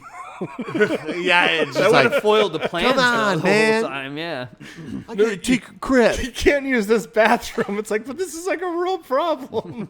but I really gotta go. That's number when it one becomes a real territory. Yeah, exactly. Number one or number two? I'm not gonna say. Well, that I would let you go if it's number one or number two. Before the carnival poop ship, there was the Yeah. terror train. Terror train. So, him and Charlie, they go to check out the room again, but this time the lizard is alive and there's no blood in the bathroom. That was a nice cleanup, by the way. Yeah, he did that like really well. Yeah, that was very hasty cleanup. And they just chalk it up that the Damn lizard med kid students, like, is drunk. yeah. They're like, he's drunk. That's why. And he's like, I thought I saw a dead body, like the way it looks, and I checked it. But they're like, I guess it's a drunk kid. So then we see that the person in the lizard costume gets up and walks out. But we know that's like the killer now is wearing that costume instead. And we see where Mitchie takes Jackson, right? She's like, oh, Jackson, I was looking for you. Yeah. Come on this way, Your right? first time for everything. Yeah. She takes him to like this compartment. But that's because Mitchie did see the two guys walking off with those girls, and she Yeah. decided just to ignore it. Like, she didn't say anything. But that's what I mean. Like, she's dating Doc. Yeah, and she didn't say anything And about she it. didn't say anything, and then she's like, you know what? I'm just Well, gonna then I'm go just gonna do the bone same thing, Jackson. yeah. Yeah. So she takes him to a compartment to boing, and that's when fake Jack the Lizard kills her. He does the old hand trick. Yeah, he does a cold hand. Yeah. And then like it turns out it's like a severed hand, which would have been Jack's probably. Yeah. So Elena and the magician get a little flirty at this point. I would say so. And she doesn't even know about Mo going off with the girl. Is this when he like pulls out the rose. The rose. The and rose. he like makes the it quarter levitate. trick too. He called on her for the. It was like, check out this rose. Did you Yeah. ever get a rose that floated before? It's like A floating rose. a floated rose. Or did he do that after, or was that before the quarter? Or no, he did that. I don't know. I can't remember. There's so much magic scenes. Yeah, And there's a rose on a speeding vessel. This Yeah. isn't going to end well. but I've it's seen the movie Titanic. Because then he I've makes her seen- peanuts like fall because he took her quarter. And he made it oh, that's right. disappear. Yeah, And then she was kind of smitten with him a little bit too, because she's Yeah. like, "Oh, look at this guy." but they're like flirty. Yeah, oh, right? yeah, for sure. And I'm like, we're supposed to like Alana out of all the that's friends. what I mean. Like, she's not that Like, she's- likable. She doesn't even know her boyfriend went off with someone. So like, it would make sense if she was like flirty after the fact, but she was like really flirting hardcore with him. These relationships were not well defined. I think she was No. already mad at that point because like it's another dock party, so that's probably her way of like justifying it. I guess. I don't know. I have no idea. I Because like she the- dances with the prez later too. Yeah. and, like, I just saw like that hourglass that you see in a computer right in front of your face. Yeah, it basically. You're like, I don't know that computes. I guess. I don't I said know, that's the way man. she justifies it, Yeah. not the audience. So Doc tells Elena to go chat with Mo, and he's trying to set up Mo and her like another dick move to break up. Yeah, and because like Mo is currently alone in a cart with this that naked other girl. Yeah, So I like his whole like, no, put your clothes back He on. was, yeah, Stop. yeah, You're yeah. embarrassing me. Yeah. What is that scene? I don't know. I don't know. I don't know. I don't know why. 'Cause, Because like, it's not needed. No, and No. it seemed like, stop me if I'm wrong. It seemed like he had the agenda to right? set him up. Yeah. No, Mo. Like, Oh, Mo. Oh, okay. Yeah, like Mo. I feel like he was trying to hook up with this girl, right. and then I like think they go maybe into he the was room. going along with it because he's like Doc's buddy, so it's like okay, yeah. But then like when the Yeah, like a moment of change of truth heart. came, like Yeah. I guess he couldn't do 'Cause it. his Yeah. motivations are constantly changing. 'Cause Yeah. he's like, I'm picking up a girl, and then he does, and she's like, kind of giving him what he wanted, and then he's just like, please Put your clothes back on. I'm actually into Doc's cock. Oh wait a minute. Oh, wait Oh a my minute. God. Ooh. I'm so The sorry. Spider-Man villain? Doc Ock, yeah. Oh, that's what I said. Yeah, that's what That's I thought. clearly what I said. I mean, there's So- a lot of extra hands. Yeah. So the magician starts showing Doc, who's in his train car now. yeah. Right? And he's like showing magic tricks. And that's when Doc's just sitting there like a little kid, like, oh, fuck this guy. Big deal. Which that one trick is cool when he throws the switchblade down. Yeah. And like it hits the card, and then it says his name on it, and Doc's just like whatever. You could tell he was kind Yeah, of he's like like, oh, taken that's back like a by great it. school trick. cool. Yeah. It's so cool. I'm pre-med. Yeah, because he's like, oh, that's a grade school trick. And then he pulls out like a The knife. He's like, switchblade. "Shing." Yeah. And he's like, whoa, okay, this is pretty serious. That's pretty neat. yeah. My uncle's That's- got a knife like that. No, you know, I'm wondering if this movie came in at like a lean 45 minutes, and they're like, we got to pad out this We running gotta- It time. feels like Yeah. it did get Stick- padded out. Yeah, let's stick Yeah. David Copperfield in there and just have elongated magic sequences that don't really drive the plot forward. At all. No. Well, there's Right? like a half-ass like thing to it towards the end, right? When they find that flyer, Yeah. it's yeah. like very lazily, Yeah. very lazy inserted. You know, it's interesting because like I find the location of this movie to be so weird because it's like I'm trying to process the film, like trying to remember everything, but it's all like one long set. I don't know. Yeah, I don't know. It's a one weird. long route. yeah, like Hitchcock pulled this off. Hitchcock made it work really yeah, well. but that's Yeah. Hitchcock. I mean, But this felt like it just feels very jumbled.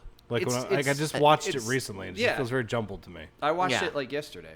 I And yeah. I definitely agree. Like there's weird editing things. Yeah. going on There's a in reason this I movie. don't pull this out like very often to watch it. Well, Like, I haven't watched it in ages. You're like reading the plot, and I'm just like laughing to myself over here because I'm like, there's so much plot I know. for this movie. And it's So like, much happened. and I don't remember a lot of that. Yeah. It's just like I don't even know who's in what room anymore. There's a lot Yeah. of time in between deaths too, like you said, because it's padded out with magic Yeah. scenes. Yeah. Like there's a lot of time in between. So yeah, the conductor finds Mitchie dead, and he barely reacts to it. He's just like, "Oh, okay." And I think he was trying to stay calm though, right? Like in front of that. yeah, true. But think- I just thought I was like, he didn't like go, "Oh my god, this poor kid," right? Probably not his He's first just time like, seeing "Oh, a dead body as a well, conductor. shit." Yeah. Maybe this isn't real either. I might be losing my mind. That could be too, Yeah. though. Like, yeah, he finally maybe. doesn't he check her pulse or something? Finally, Yeah. and, like realizes she's really dead. And Elena comes along, and that's when the conductor tells her to stick with him, and tells Elena that her friend is dead, right? And then she sees it, and sees it for herself, and she's Right. like, ah. She wasn't buying it. Right. She's like, no way. Mitchie, my best friend that I just talked to, she's not dead. But that we'll say, conductor found that body because he is like one of the most redeeming characters in this movie because he Yeah. knew something was still off. The conductor? Yeah. I thought that was Jamie Lee Curtis's shadow. Yeah. He's always wherever she is. Yeah, but he's the one that realized like something still felt off, even though like that was like, oh, that kid's just drunk. Remember? So he goes Right. back, and that's what he finds Mitchie. Yeah. I did have that written down that he did So actually. the magician is still killing it meanwhile, and he's like with his assistant and stuff, and we see that Mo is sitting next to Doc, but he's not waking up for some reason. Mm-hmm. And Doc sees that Mo is bleeding profusely, and he like carries him towards the front of the train, and that's when he runs into Alana, and when they check him, they were like rip open his shirt. He has a knife wound, like in his chest, and that's when Alana tells Doc that Mitchie is also dead too. And he's So, like, my He's girlfriend. not buying it. Yeah, my girlfriend. He's like all heartbroken But he, all of a sudden. I feel like he cared more about Mo than yeah, he did. yeah. So it's sad because Mo ain't alive no Mo. No. Sorry. And this is where they hit the thing, right? You sound like Kincaid there for a second. I was thinking of was do you remember Bebe's kids? Oh, yeah. Remember when they like I the lo- guys like drops them off at their house and gives them money? He's like, oh, just get yourself a pizza. And he's like, pizza man don't come around here no Mo. Yeah. That always made me laugh. That was this is also when they go to hit the thing, right? And then the conductor's like, "Oh, don't do that. We'll come to a screeching halt." But then it Yeah. doesn't stop. Right. Like, the It train doesn't stop, and they're like, oh, that's weird. Why Yeah. didn't it stop? So the conductor races to the front, realizing they should have been braking, and that's when he finds Walter, the engineer, dead. Mm-hmm. The train stops in the middle, like ends up stopping the train in the middle of nowhere, and like they're asking everyone to get off. And I like that some of the people that get off are still wearing their costumes and their masks. Yeah. I like that. I was just It's about like to they're say committing that to the bit. they did that, but I do like it actually had some sense to the movie there, where he's like, I need everybody to demask so I can see who's who and Right. what's what. Like, Yeah. it's actually logical thinking. Sure. For one of these movies, it's like, all right, let's get everybody off. Let's see who's who, and let's search the train Yeah. by like handing out, what was it, like they had fire axes and flashlights. Well, I guess the Yeah. next move, though, would be like, okay, I need everyone to take their masks off. Now, Yeah. this next part's critical. I need the killer to put their hand up.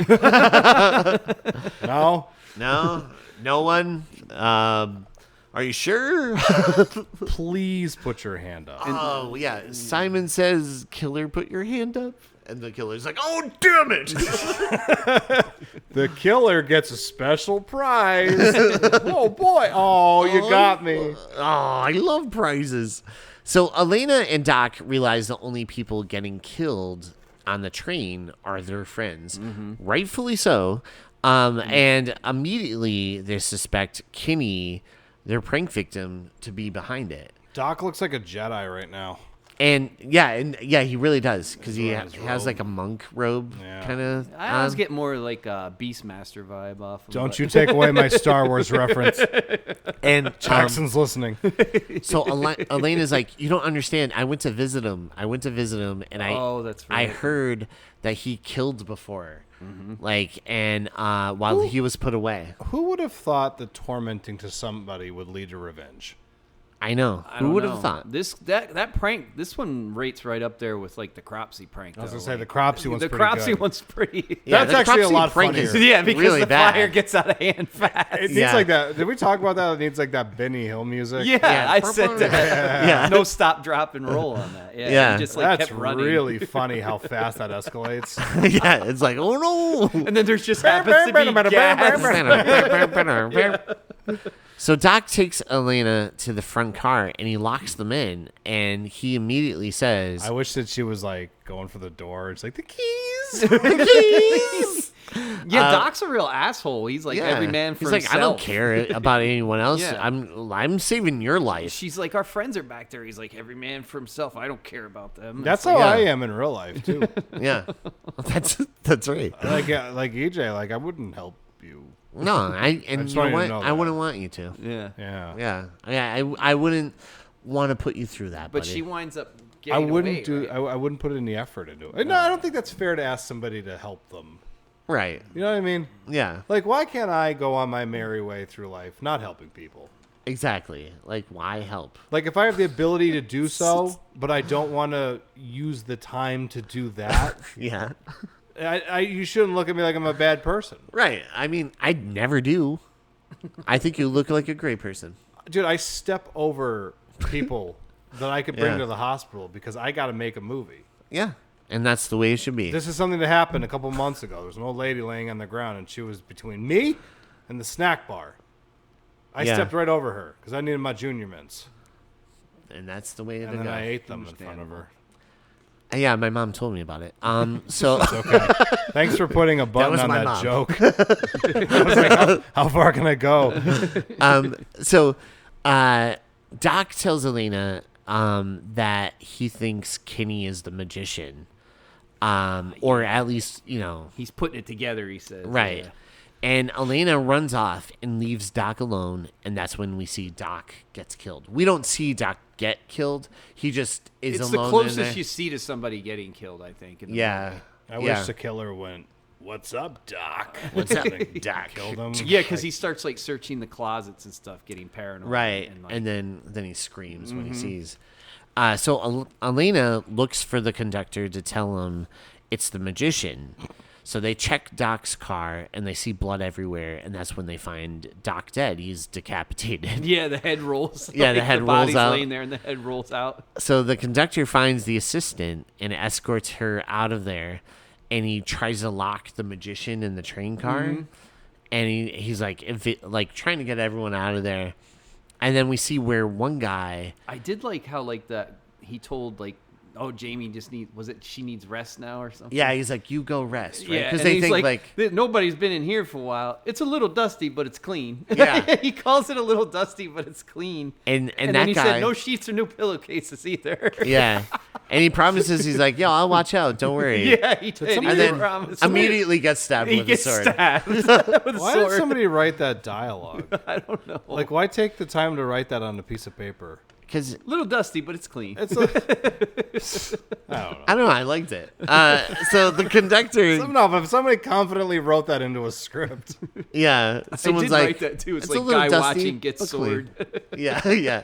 dusty. I don't know. So the conductor goes to face the magician, but the magician's gone. He can't find David Copperfield, and that's Well, when that's we part see, of his act. Yeah, he is vanished. yeah. He vanished. Then we see where the killer tries to kill Elena, but she tricks them with a blow-up doll and stabs them. But they pop back, and the two duke it out, and she thinks she knocked the killer off the train. I think it's funny too because she's thinking probably at this point she's like, I dealt with Michael Myers, you little pipsqueak. Yeah. I'm not afraid of you, and this is not my first rodeo. She gives us one of those great Jamie Lee screams too. She does. Yeah. Yeah. She did. She had a great like scream for like horror movies. Yeah. So they think the killer fell off the off, train.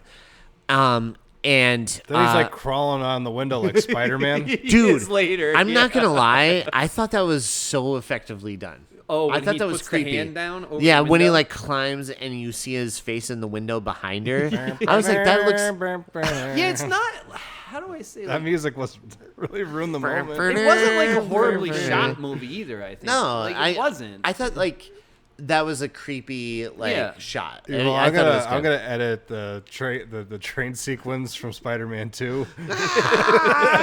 Terror train. It's just a kid. But yeah, older than my son.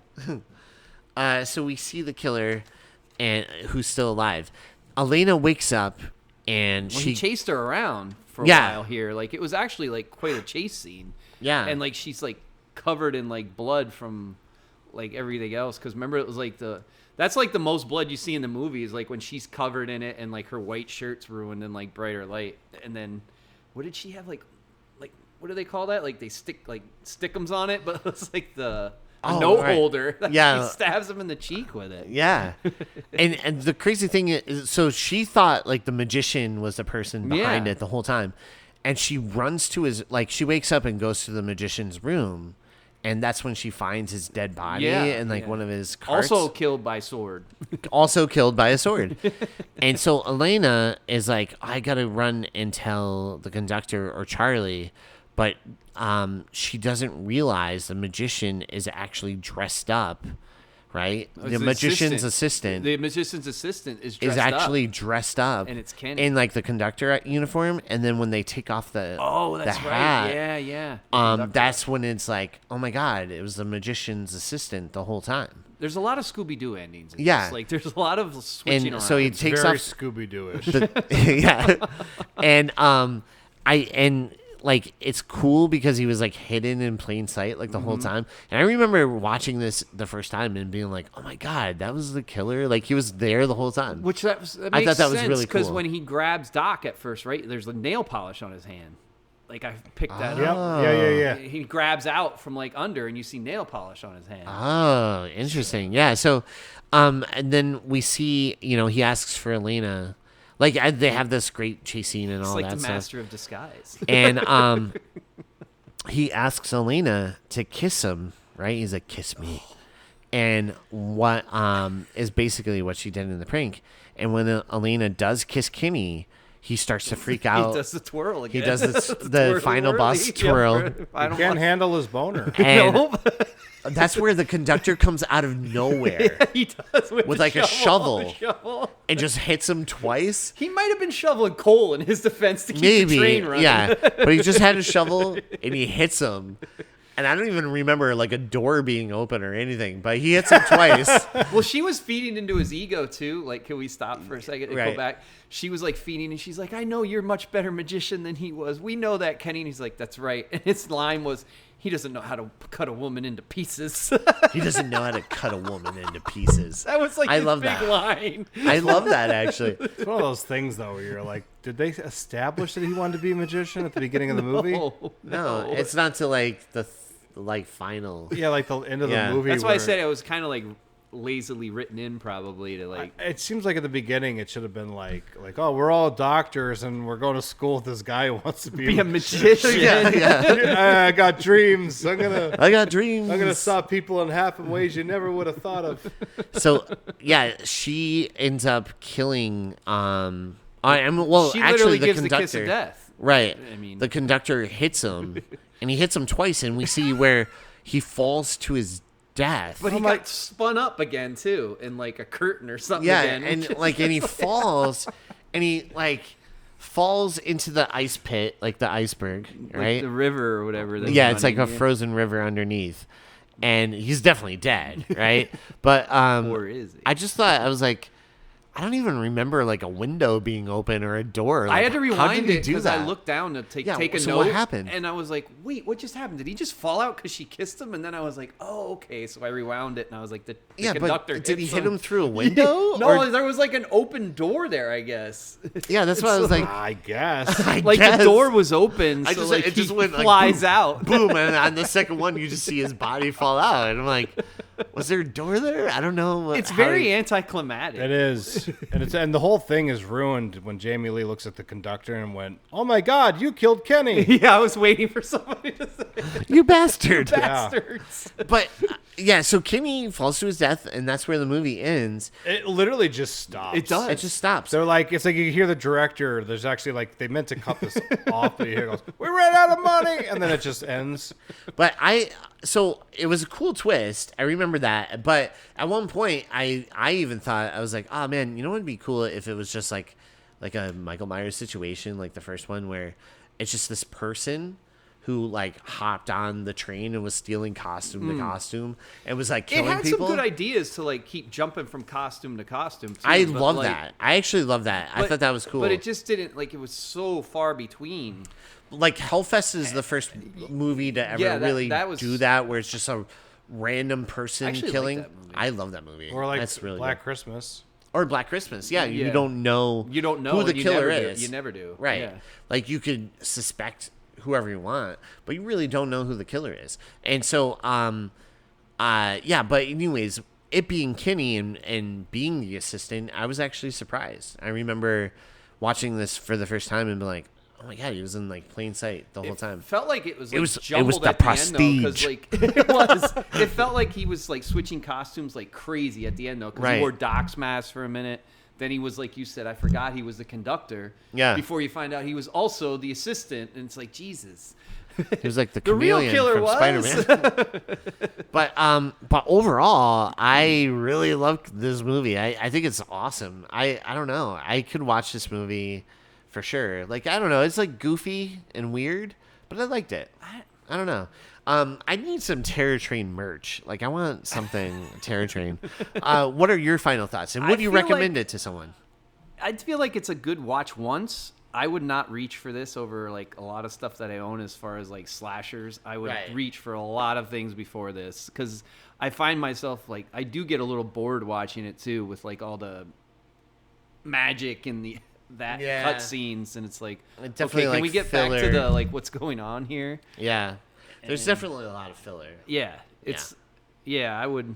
Would you recommend this to anyone, though? Like I said, I watch it once, especially because it takes place on New Year's Eve. It's like good to watch for like a New Year's Eve movie. Yeah. If you've already seen New Year's Evil too many times, or one thing I want to say too, they never do like a countdown to New Year's. No, they never get that far. So that's Well, instead of the ball dropping, it was Kenny. It was Kenny. Yeah.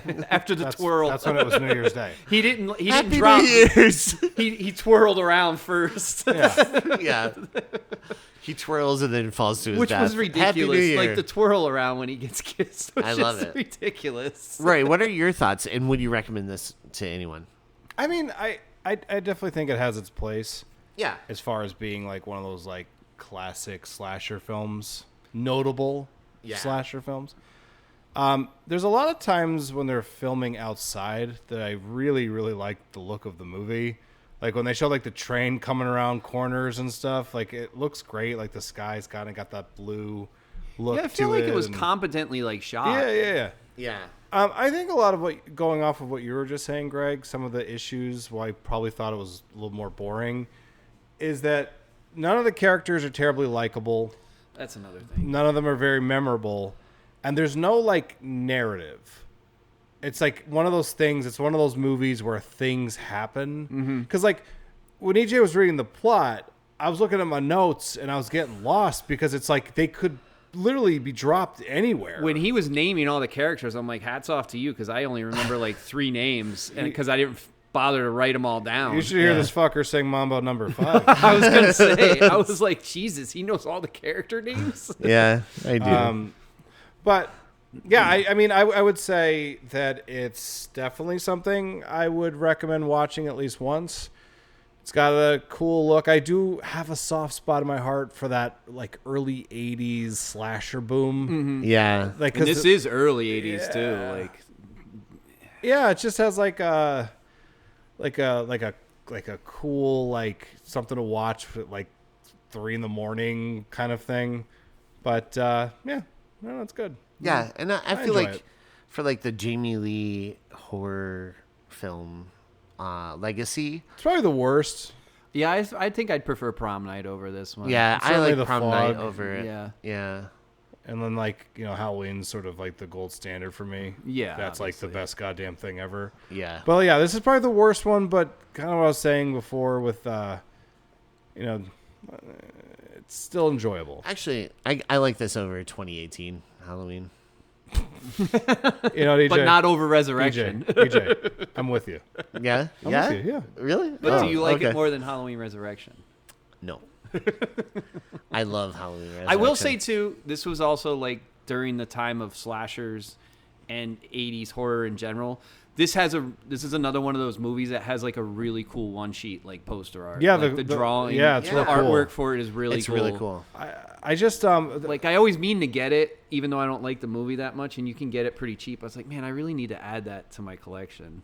Yeah. We run into movies like this every so often for like frequels purposes. It's like not a particularly fun movie to riff on. Right.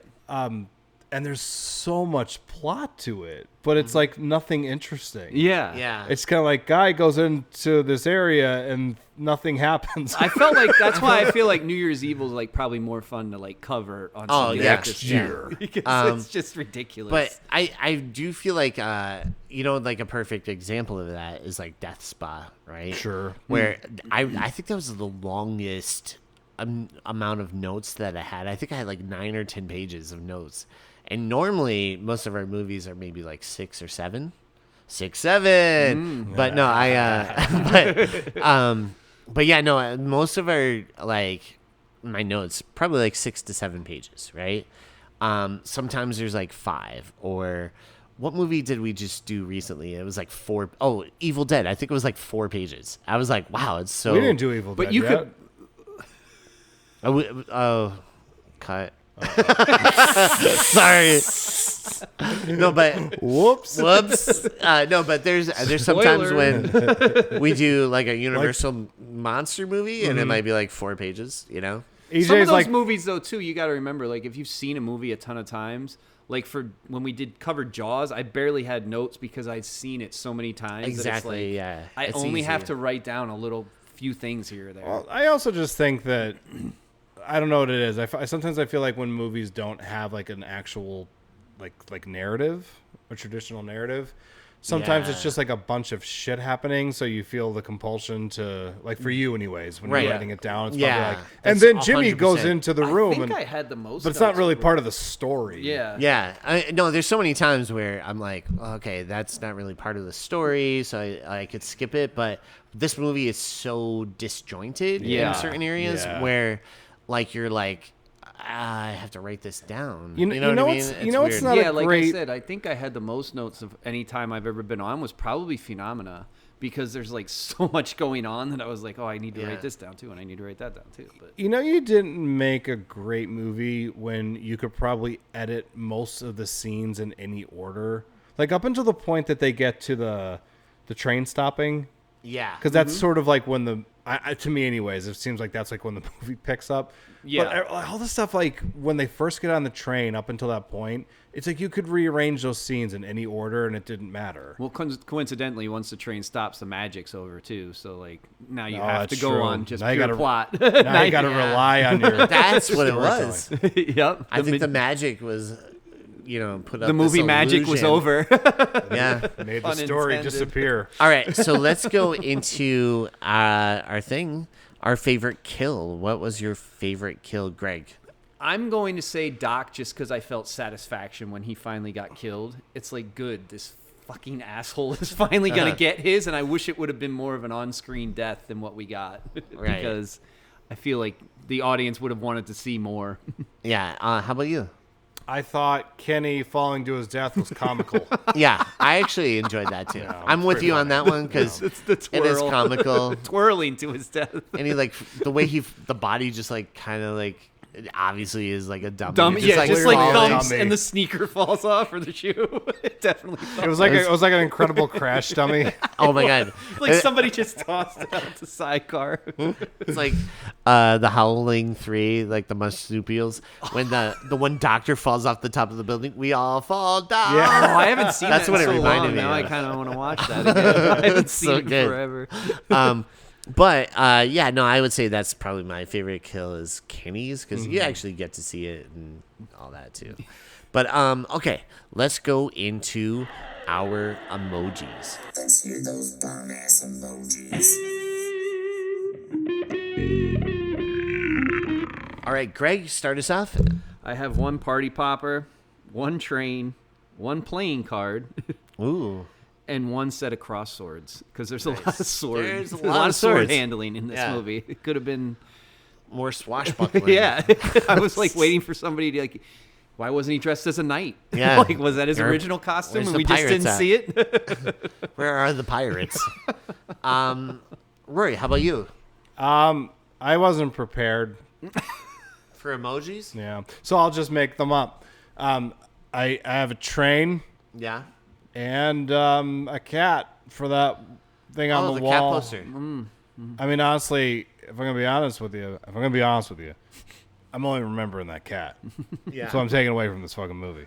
No, it's I mean, it's a cheap set of emojis, but outside of the cat, you really just gotta have the train, and then someone shrugging.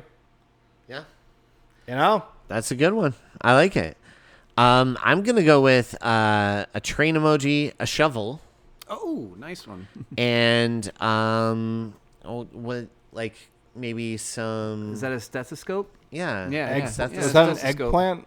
And an eggplant. 'Cause Emoji. A piece of coal when it was still the steam engine. I put an eggplant, a train, because this movie railed me to death. Or it went off the With rails. the skeleton. However, they didn't even get those yet because they were only pre-med. They didn't go to pre-med yet. True. We don't know. We don't know what they were graduating Yeah. from. I don't know what the story in this movie is because They the could have been writers clown didn't doctors. tell me.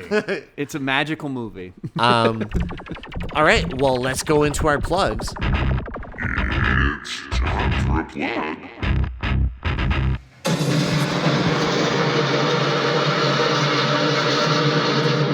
Greg, what do you have to plug first? I am going to plug Respawn Tattoos and Jay at Respawn. If you want a good, clean, quality tattoo, go see him to get your artwork done. I am also a client, not just a plugging it. I will plug Gap Theater because I always do because they show 35 millimeter and I grew up with that theater. So go check them out. They're only a 45-minute drive away from our area. Well worth the time.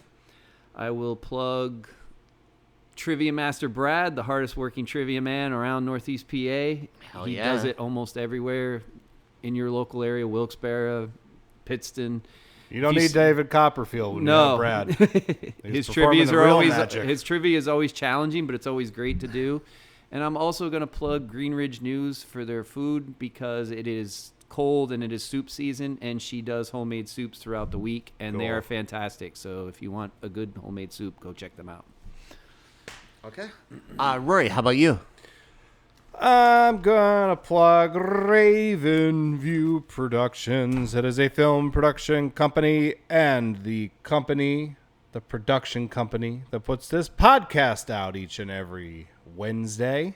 Like clockwork, we're still riding high on our streak of putting episodes out every goddamn week. Yeah. Even with the technical difficulties of this Yeah. Hey, people don't understand this, but like we had a real hard time just getting this episode started, and we persevered. We Yeah. got through. We get these episodes out to you no matter what. Not even to get it started, but to get everybody together for this one. 'Cause Yeah, we it was- talked about it a while. We had obstacles. This is the most obstacles we've ever had for yes, an episode. it's true. Yeah. We had cancellations, Weather. We had technological Emergencies. issues. Yeah. My emergency. Yeah. Yeah. That's right. EJ had got AIDS, but Full blown. Again. But Sarah Vista Broker Real Estate, if you want to buy a house or sell a house, just go look her up. She's got stuff. Look her up on the intronets. Fourth Cut Reviews, Churskin 40, doing Churskin 40 things as our Mr. Content. He's also our keyboard warrior. Taking a Click. If there's an issue of some kind out there, he'll give you his perspective. Click. Boom. Boom. Gravy Diggers Pot Pie. In 2026, my New Year's resolution is to stay the fuck away from that company. Swartz Dreamboat. You can see him perform at the Electric City Improv with fellow guests on our Monsters episode, Alec and Ed. If you love them, go see them and support them because Actually, the Improv is possibly the coolest fucking thing we have in this area right now. And those guys and gals, they are really, really fucking talented and just great. Real Chronicles, our buddy Dave Gonzalez, that is his podcast. I just did an episode with them where we did like the best and the worst for the year. And we did the best of the 2000s, the 25 years. I hate making lists. I don't like things like that. Everything that I do in that regard, take it with a grain of salt. But I love Dave, and I love his show and his co-host, so I had fun with it. And then look him up on Rotten Tomatoes, the cinematic reel. Don't just read the blurbs. Read the reviews in full, because that's how you get a guy like that to go a little bit further in life, and he deserves it. He's a true lover of cinema. He knows what he's talking about. He does. He knows what he's talking about. He's a great dude. Criterion Collection, because again, we spend so much money at this point. Why not just help them grow even more? I don't have to plug them because I know you're always going to. Yeah, I'm always going to, because Criterion. I spend enough money there too, but I know you're going to plug it. If you don't know what we're talking about, look up the Criterion Collection. It's literally a crash course in world cinema. You already got Trivia Master Brad, so I don't got to do that. And then the last thing I'm going to say is Kitties of NEPA Pet Rescue. Meow meow. Yeah. You know, there are cats out there that are magicians also, very much like David Copperfield. Mm-hmm. And when cats do magic, it's a little bit more amazing because they're cats and you don't really expect that kind of behavior out of them. But I've seen one put on a full show the one time. He had a little top hat on, a little cane, and he was making shit disappear. Most of the time, it's just treats because they make those things disappear pretty quick for people who have cats. Am I right? Am I right?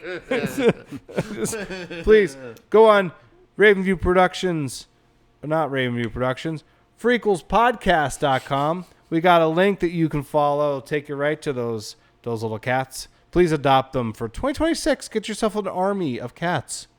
Yeah. Get so many cats that your house becomes disgusting. You get them peeing all over everything, and so you can have your own hoarders episode. Yeah, no, don't. Get a cat and love your cat. Exactly. And have it be your best. Have friend. your front yard look like the front yard. You can of get a hoarder Sleepwalkers. cat though, because those people had that hoarded them. They do a lot of rescues, like in these places. That's like what Kitties of giant Vinny's PA rescues. Pet Rescue Yeah. does, guys. They go in there like superheroes. Yeah. And they save cats to get them what they need so they can get them into your homes. So that's all I got, EJ. Take it away. Yeah. Guys, make your front yard look like the front yard from Sleepwalkers. You know what I mean? Just filled with cats. We should cover that movie soon. Oh, that's yeah. something else. I love that movie. That Yeah, is something what's else. it? Machen. A mech. Yeah, from fucking Twin Peaks or something. Brian Dude, there's a Krause. lot of people in that. Toby Yeah. Hooper makes an appearance. John Landis makes an appearance. Yeah. Stephen King. Shelley Isn't Johnson. Clancy Brown in that too? Ron. Oh no, not Clancy Brown. Ron Perlman. Ron Perlman. Ron Perlman. The parents from Ferris Bueller's Day Off. All those cat I think actors. Cronenberg. All I think the cats. Cronenberg makes an appearance Yeah, in that I too. think so, too. Yeah.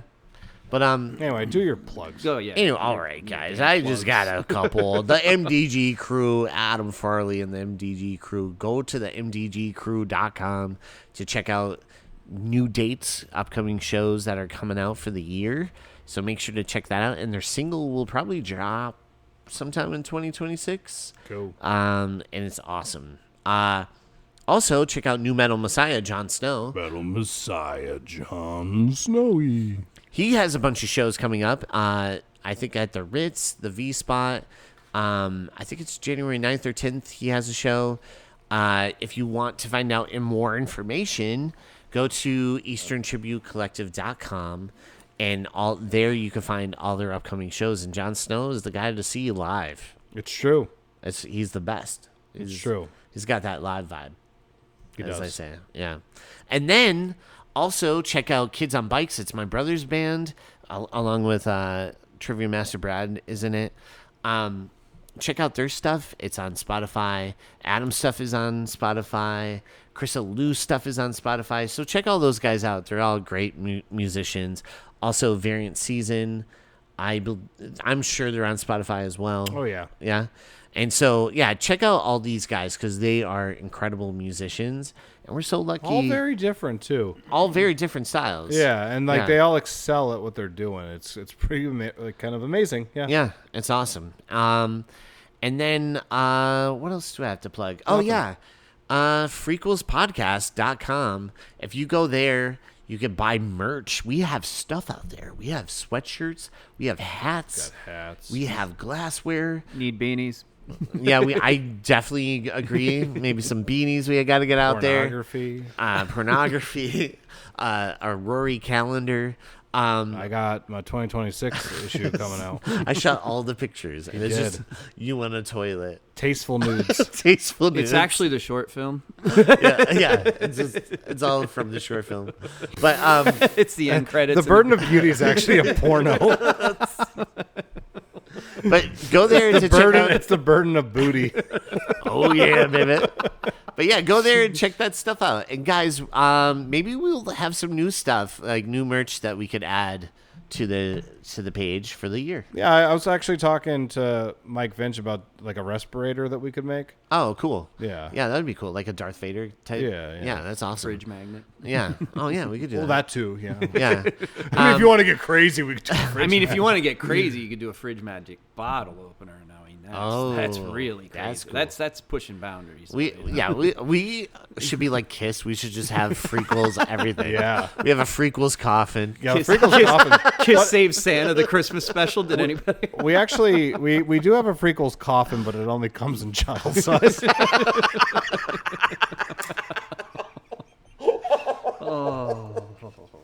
Oh no! But it's true. But yeah, go there, and if you guys want to do us a solid, if you have Applecast or Spotify, you could rate and review us, give us a 5-star, and if you write a review, we will definitely read it here live at the end of the show. And so make sure to do that. Make sure it helps us out with the algorithms or whatever that's called. And I believe that's correct. yeah. And so if you go to our website, though, you can also find a link to our YouTube, I believe. Mm-hmm. And we also have a YouTube now. And I think for this year, maybe we could do like maybe some special content that could be on YouTube as Yeah, well. man. Yeah. It's coming. There could be big things coming, huh? Yeah. I think this year is going to be pretty crazy, 2026. I think. Now, if we flash forward a year from now and we've done nothing, Yeah, that's going to be It'll awesome. be my fault. no. Well, Oh, yeah, we can blame Greg. Yeah, He's our scapegoat. Thank you, Greg's our Greg. scapegoat. And also, the stuff that was found in my trunk is also his. No, that's EJ's. Even though he said he stopped all that. Yeah, I borrowed it from someone called Greg. I just, Greg, It's Matt Rinaldi's. Oh yeah, it's Matt's stuff. Anybody who wants to give me their fingerprints, you can send us in copies of your fingerprints so that Yeah, I can get myself out of some problems. and also like if you guys have stuff you want to recommend to us that we haven't covered, feel free to hit us up, email us, or message us on Facebook. Maybe we'll do some polls and stuff and have you guys vote. Maybe 1 month. Maybe this is an idea. 1 month we'll put on our Facebook where you could vote on certain movies and we'll cover the movie that gets Yeah, the most that'd be votes. fun. Yeah, you know? That'd be So, interesting. Yeah, that would be cool. So Some of it would be like probably watching it the first time. It could be Yeah. something we've never seen. yeah, so we'll have like a couple new things for sure that we're going to be thrown out there this year. And So- then a lot of the same old shit. and a lot of the same But like, old shit. But like worse. Yeah, but Yeah. way worse. Yeah, Way we're aiming low this yeah, year. yeah. We're like just bottom of the gutter. That's us. No, we were. There was a lot of good ideas though when we were having technical difficulties. Oh, As yeah, we were no. brainstorming. Yeah, But we didn't record any of it, so yeah. So it's all lost. It's all lost to time. I don't remember anything past 5 minutes. I don't. I only remember Terror Train. But yeah, guys, thank you so much for listening. Thanks to our guest, Greg. Thanks for coming on, buddy. Oh, always a pleasure to come on, man. Anytime. And we hope you guys have a happy new year. I'm sure ours would have been better if we didn't cover Terror Train. Sure. Here we come. This was like the bane of our existence. It was magical. I personally like this movie, but it was a tough son of a bitch to record. Yeah, you like it Sure. the most out of the crowd, right? Yeah. Like- But thanks again to Rory for being a great co-host as always. And thank you for being, like, adequate. Yeah, thank you. Yeah. That's You should really put that. I Paper want that away on my- too before it disintegrates. yeah, I know. On my tombstone, it's going to say E.J. Adequate Leeson. That's fair. No, Yeah. I think it's going to say Epstein Jadidi. Epstein Jadidi Leeson. It looks Adequate like Lisa. Civil War money. Yeah, this is He's this got, like- is No, he's got like railroad bonds. this is Did you make your mark on that paper? yeah, like this is old paper. It is. It was just like a mag. You like, better be careful folding it. Like, you know how you have an No. old one sheet, you're like afraid to open it? That's Yeah. what that's like. I have so many notebooks at my house. I think I just like grabbed one and I didn't even. I was like, It is oh. awesome though, because he mentioned it and I noticed it. Yeah, Like, it had I was like, this paper it had a is yellowish old. hue to it. Yeah, It looks like old. it's really important. It's nicotine stained.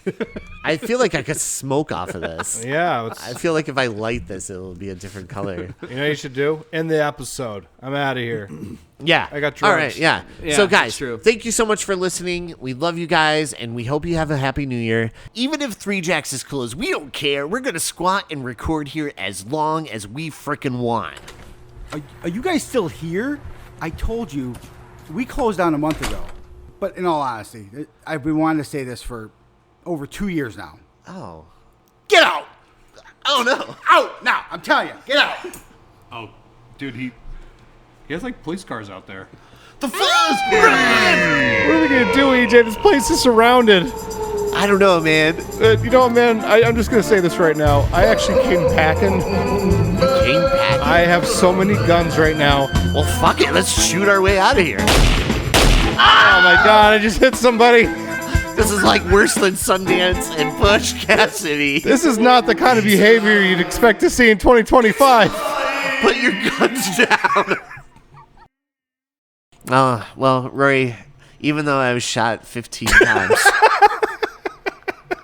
and I'm bleeding out here, I just want to let you know I'm probably going to make it. Yeah. And I'm still down to do this podcast wherever you want to do it, even if it's in a jail cell. Well, I definitely got a few fatal shots, but with my last breath, I just want to say, season 4 Season 4, it's coming your way. from the great beyond. I don't think we're gonna be able to make season 4. Sorry, that was a little bit of my lung. It's all over me. It's just blood. We're good.